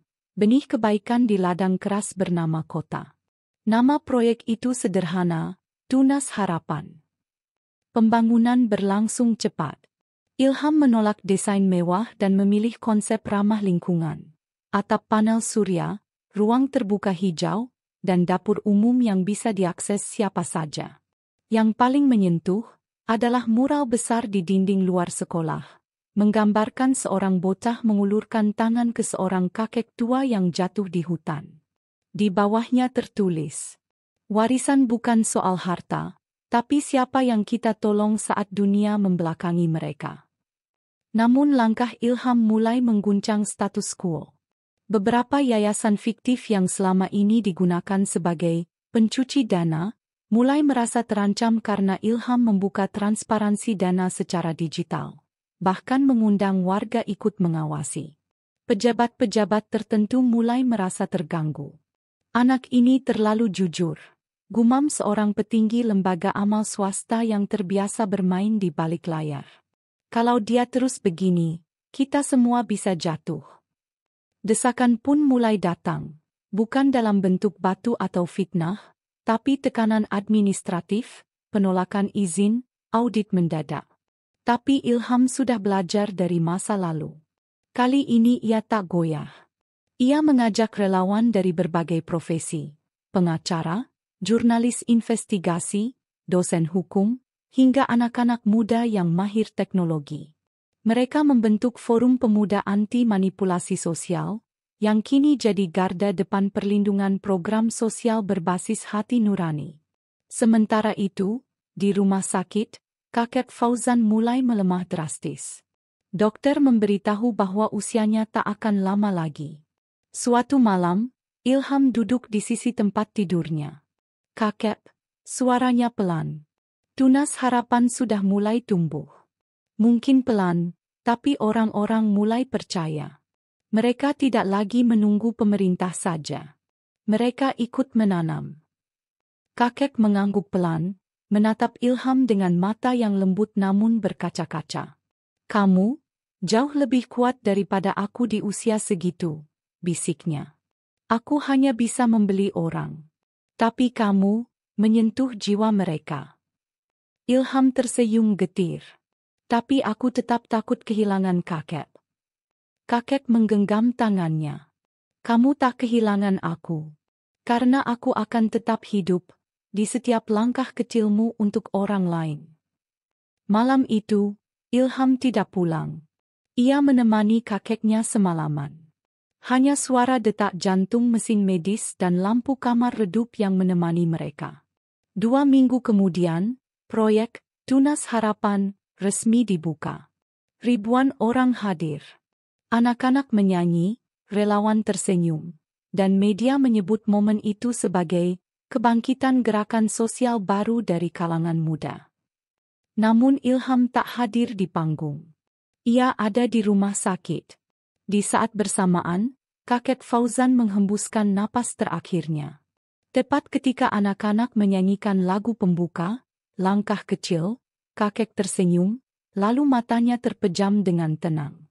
Dokter mencabut alat bantu, dan ruang itu hening.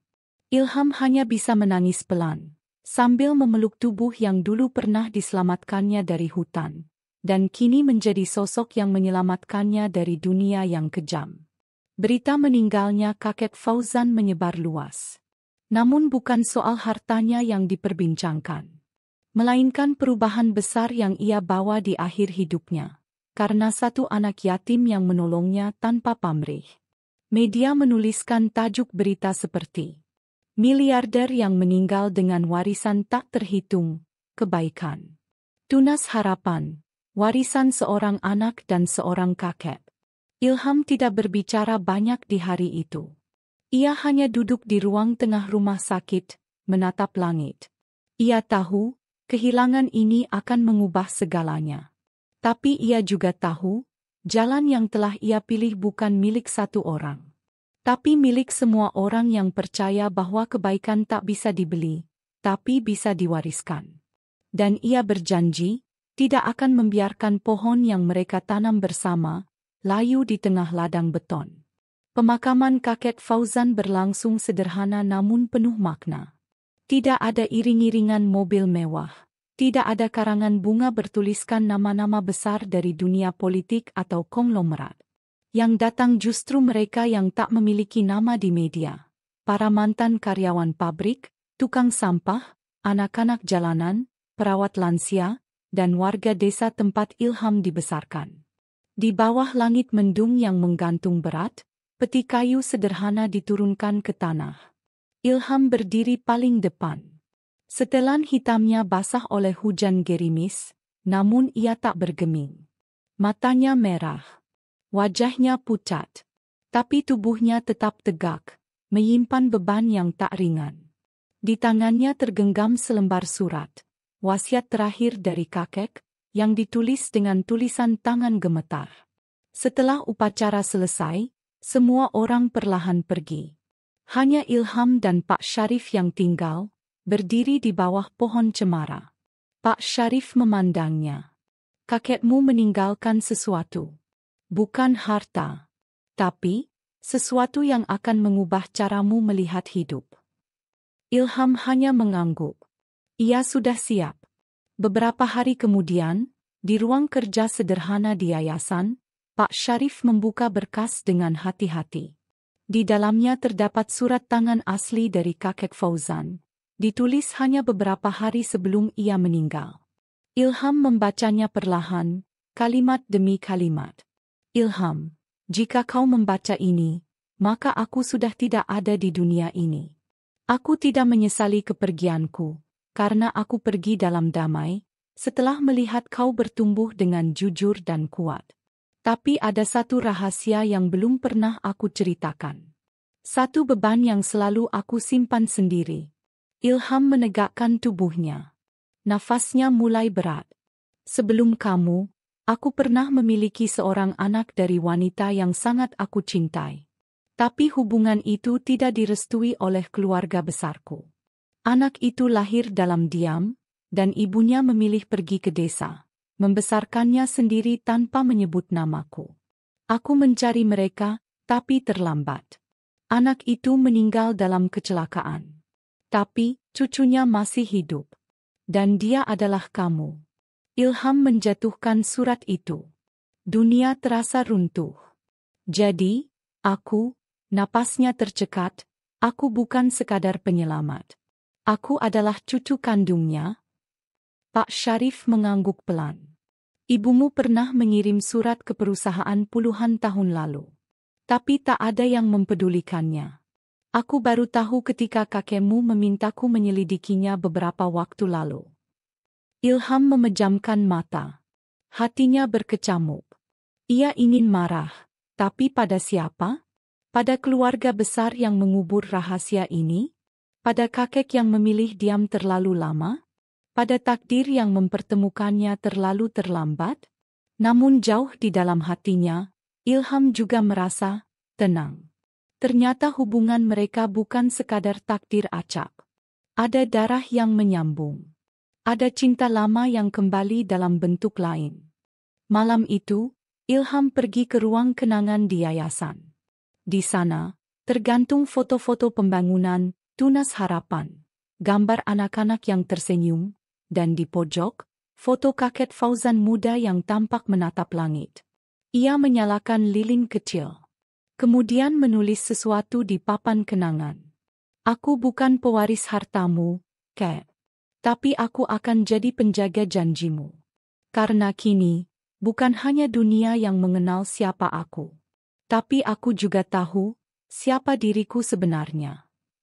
Keesokan harinya, Ilham mengumumkan kepada publik bahwa ia akan membuka arsip pribadi keluarga Fauzan yang selama ini tertutup, termasuk yayasan-yayasan fiktif yang dulu menjadi kedok bisnis kotor.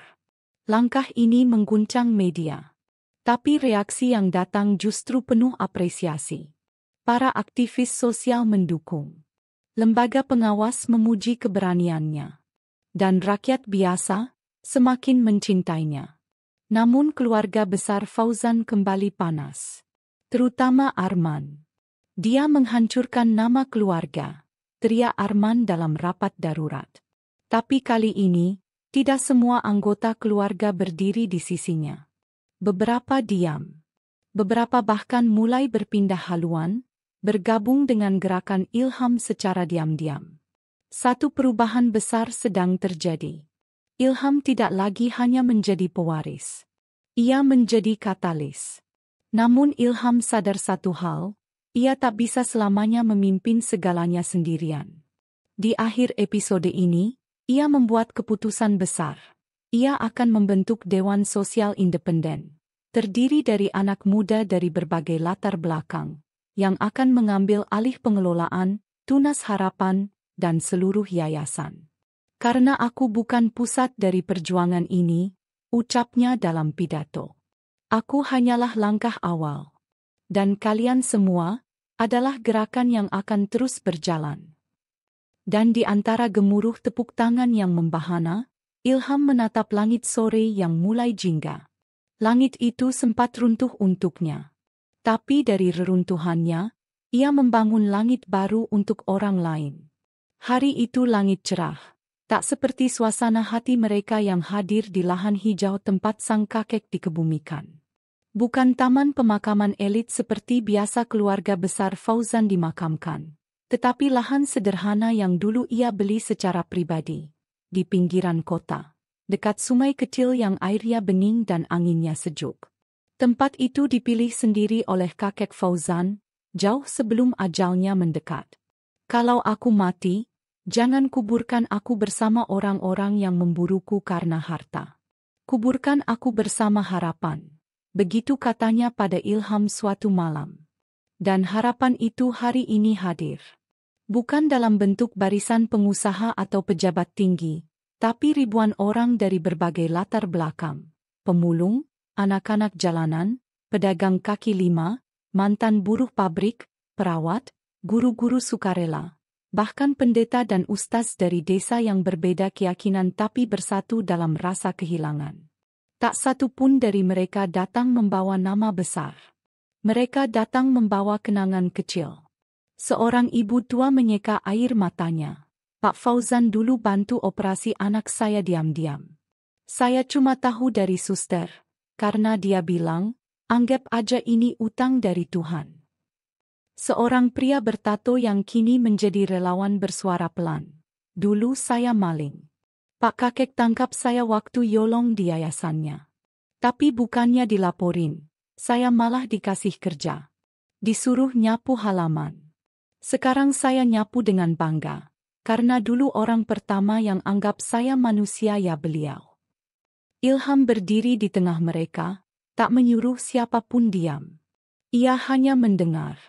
Setiap kisah menjadi batu nisan tak kasat mata di hati yang berkabung. Prosesi pemakaman sederhana itu dibuka dengan doa lintas agama. Tak ada iring-iringan upacara mewah. Tak ada karangan bunga mahal. Tapi di sisi kanan makam, berdiri sebuah pohon trembesi muda yang baru ditanam Ilham. Ini pohon yang kakek tanam bersama saya waktu pertama kali sampai di kota. Katanya, biar kita tetap ingat dari mana kita bertumbuh, ucap Ilham pelan. Di dekat pohon itu, satu papan kecil tertancap, bukan dari marmer, tapi dari kayu sederhana. Tulisannya terbakar dengan teknik ukir api. Di sini beristirahat seorang raja tanpa mahkota. Ia memimpin dengan hati, bukan tahta. Dan ia ditangisi bukan karena kekayaannya, tapi karena kebaikannya. Tangis perlahan pecah. Bukan histeris, tapi lirih. Seperti bisikan doa yang tak putus. Beberapa meter dari makam, berdiri rombongan keluarga besar Fauzan. Mereka terdiam. Tidak satu pun dari mereka berani mendekat. Bahkan Arman, yang biasanya lantang, kini hanya menunduk. Aura ketulusan yang menyelimuti pemakaman itu membuat mereka merasa asing. Di saat semua orang meletakkan bunga, Arman hanya mampu mengamati dari jauh. Mengingat bahwa di detik-detik akhir hidup kakeknya, ia tak berada di sisi. Dan bagi Ilham, itulah perbedaan terbesar. Setelah upacara selesai, Ilham berdiri di tengah kerumunan. Terima kasih telah datang. Kakek saya, bukan orang suci. Dia pernah salah. Pernah lupa pada yang kecil. Tapi di akhir hidupnya, ia memilih memperbaiki semuanya. Dan bagi saya, itu jauh lebih berharga dari semua permintaan maaf. Ia menatap mereka satu persatu. Mulai hari ini, kita bukan hanya mengenang kebaikannya, tapi meneruskannya. Lalu ia mengeluarkan dokumen kecil dari dalam map dan mengangkatnya. Saya akan menghibahkan sebagian besar tanah dan aset yang dulu milik pribadi beliau untuk membangun 10 cabang Tunas Harapan di berbagai kota. Bukan hanya sebagai yayasan, tapi sebagai pusat pelatihan, klinik gratis, dan ruang inspirasi. Tepuk tangan membahana. Tapi lebih dari itu, mata yang berkaca-kaca menjadi bukti bahwa pesan itu sampai bukan hanya ke telinga, tapi ke hati. Malam harinya, Ilham duduk sendirian di ruang kerja kakeknya. Ruang yang dulu begitu intimidatif kini hanya ruangan sunyi penuh kenangan. Ia membuka laci terakhir di meja tua dan menemukan satu kotak kayu kecil. Di dalamnya, seutas jam tangan tua dan secarik kertas bertuliskan, "Warisan terbesar bukanlah emas atau saham, tapi nama yang disebut orang lain dengan doa, bukan dengan rasa benci." Ilham memeluk kotak itu, lalu menatap keluar jendela. Dari jauh, cahaya-cahaya di kota seperti bintang-bintang di langit malam. Tapi berbeda dengan bintang di langit hutan yang pernah ia tatap dulu. Cahaya ini tak datang dari langit, melainkan dari jiwa manusia yang bersinar karena harapan. Hari-hari setelah pemakaman, Ilham menolak diwawancara media. Ia tak mau menjadikan momen duka itu sebagai alat pencitraan. Namun satu hal ia lakukan. Ia menulis sebuah surat terbuka, bukan untuk rakyat atau media, tapi untuk keluarga besar Fauzan. "Saya tahu kalian kecewa dengan keputusan kakek. Tapi saya tidak ingin menjadi musuh kalian. Saya hanya ingin menjadi anak yang membuat kakek bangga, dan membuat nama Fauzan berarti bagi lebih banyak orang. Jika kalian ingin bersatu untuk tujuan itu, saya akan selalu membuka pintu." Surat itu ia kirim tanpa tanda tangan kekuasaan. Hanya tanda hati, Ilham. Beberapa minggu kemudian, beberapa anggota keluarga mulai datang, bukan untuk menuntut harta, tapi untuk menawarkan keahlian. Ada yang lulusan teknik ingin membantu desain cabang yayasan. Ada yang mantan dosen hukum yang menawarkan diri mengurus regulasi. Perlahan, dinding yang dibangun oleh ego mulai runtuh. Dan apa yang dibangun oleh hati mulai berdiri. Makam kakek Fauzan kini ramai dikunjungi setiap akhir pekan. Tapi bukan oleh keluarga kaya, melainkan oleh anak-anak kecil yang menaruh bunga liar, atau menggambar wajah kakek berjenggot putih sambil berkata, "Kakek ini kayak penyihir baik di cerita." Dan bagi Ilham, itu lebih dari cukup. Karena seorang raja tak selalu dimakamkan dengan mahkota. Kadang ia dimakamkan bersama kenangan yang hidup di hati banyak orang. Dan itu tak bisa dibeli. Hampir setahun berlalu sejak kepergian kakek Fauzan. Banyak hal telah berubah, namun Ilham masih memulai paginya seperti biasa. Bangun subuh, menyapu halaman, menyiram bunga kecil yang tumbuh di pot tanah liat buatan anak-anak yayasan. Gedung utama, Tunas Harapan, kini berdiri megah namun bersahaja. Dindingnya dihiasi mural hasil karya anak-anak jalanan yang kini menjadi murid seni. Di lantai paling atas, bukan ruang direktur yang paling luas, melainkan perpustakaan umum. Dan di tengah taman belakang, berdiri sebuah patung kecil dari besi daur ulang, tangan bocah yang menggenggam sebuah cahaya. Setiap hari Ilham menyapa para pegawai, anak-anak, bahkan petugas kebersihan. Baginya, tak ada peran yang lebih besar dari yang lain. Semua yang bernyawa bisa memberi makna, katanya suatu hari. Namun hari ini berbeda. Di ruang rapat besar, duduk puluhan pemegang saham dan dewan direksi dari perusahaan utama warisan keluarga Fauzan. Mereka menunggu satu keputusan terakhir dari Ilham. Seorang pria tua dari dewan membuka pembicaraan. "Ilham, Kami semua tahu bahwa posisi Direktur Utama perusahaan Fauzan Corp masih kosong sejak kepergian kakekmu. Dan sesuai surat wasiat, kamu adalah pewaris utama. Hari ini kami menunggu keputusanmu. Apakah kamu bersedia mengambil tanggung jawab itu? Ruangan hening. Semua mata tertuju pada Ilham. Ia berdiri, mengenakan batik sederhana, bukan jas mewah seperti yang dikenakan para petinggi lainnya. Ia tersenyum tenang. Saya sudah memikirkannya cukup lama, katanya membuka suara. Perusahaan ini besar, penting, dan punya pengaruh luar biasa. Tapi saya percaya, setiap pengaruh besar harus dipegang oleh orang yang punya keahlian dan hati untuk dunia bisnis. Saya tidak menolak tanggung jawab. Tapi saya tahu tempat saya bukan di sini. Bisik-bisik terdengar. Saya tidak akan menjadi direktur utama, lanjut Ilham mantap. Saya menyerahkan posisi itu kepada orang yang lebih kompeten secara profesional, melalui proses seleksi terbuka dan transparan. Namun saya akan tetap duduk sebagai pengawas moral dan sosial. Saya akan menjaga agar visi kebaikan kakek tetap hidup, bukan hanya di neraca keuangan, tapi di hati para pekerja dan dampak perusahaan. Ruangan hening sejenak, lalu meletup dalam tepuk tangan pelan yang jujur. Tak semua setuju, tapi mereka tak bisa menyangkal.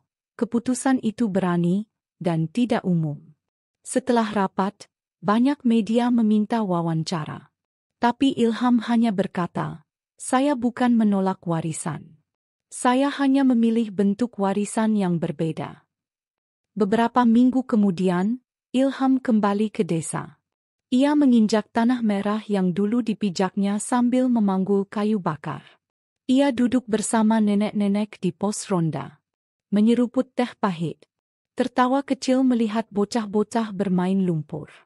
Ia bahkan mengunjungi gubuk lamanya yang kini dijadikan perpustakaan kecil. Di bawah pohon jambu yang rindang, seorang anak kecil bertanya polos, "Kak Ilham, kenapa gak jadi bos aja? Kan enak, bisa kaya." Ilham tersenyum. Ia menunjuk ke langit biru dan berkata, "Kalau kamu punya emas tapi tidak bisa tidur nyenyak, kamu miskin. Tapi kalau kamu bisa bikin orang lain tertawa, lalu tidur dalam damai, kamu kaya." Anak itu diam sebentar, lalu mengangguk seolah mengerti. Mungkin belum sepenuhnya, tapi benihnya telah ditanam.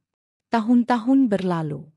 Tunas harapan tumbuh besar, menjadi gerakan sosial nasional. Banyak anak-anak yang dulu hidup di jalanan kini menjadi guru, dokter, teknisi, bahkan politisi yang jujur. Mereka menyebut diri mereka anak warisan. Bukan karena lahir dari darah keluarga Fauzan, tapi karena tumbuh dari kebaikan hatinya. Ilham sendiri menolak gelar, menolak patung dirinya dibangun, dan menolak semua penghargaan pribadi. Ia hanya ingin dikenal sebagai Ilham dari hutan. Bocah yatim yang pernah merawat seorang kakek tua tanpa tahu siapa dia, dan kemudian merawat sebuah bangsa dengan cara yang sama, tanpa pamrih. Di episode terakhir ini, kisah berakhir di halaman belakang yayasan. Ilham yang kini sudah dewasa duduk bersama sekelompok anak yatim baru. Seorang dari mereka bertanya, "Kak, kenapa kakak gak ambil semua harta kakek? Kalau aku sih, langsung beli mobil sama pesawat." Ilham tertawa. Ia mengeluarkan sebuah benda kecil dari saku bajunya, jam tangan tua peninggalan kakek. "Karena ini, lebih berharga dari semua mobil dan pesawat," katanya. Anak-anak itu menatap jam tangan itu dengan penasaran. "Kenapa?" tanya salah satu dari mereka. "Karena ini mengingatkanku bahwa waktu kita di dunia ini terbatas.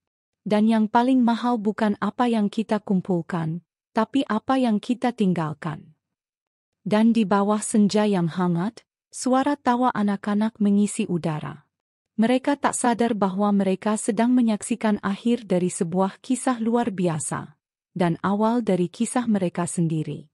Ilham menatap ke arah langit, dan berkata dalam hati, "Terima kasih, Kak." Aku bukan lagi anak yatim. Aku kini anak dari semua harapan yang kau tinggalkan.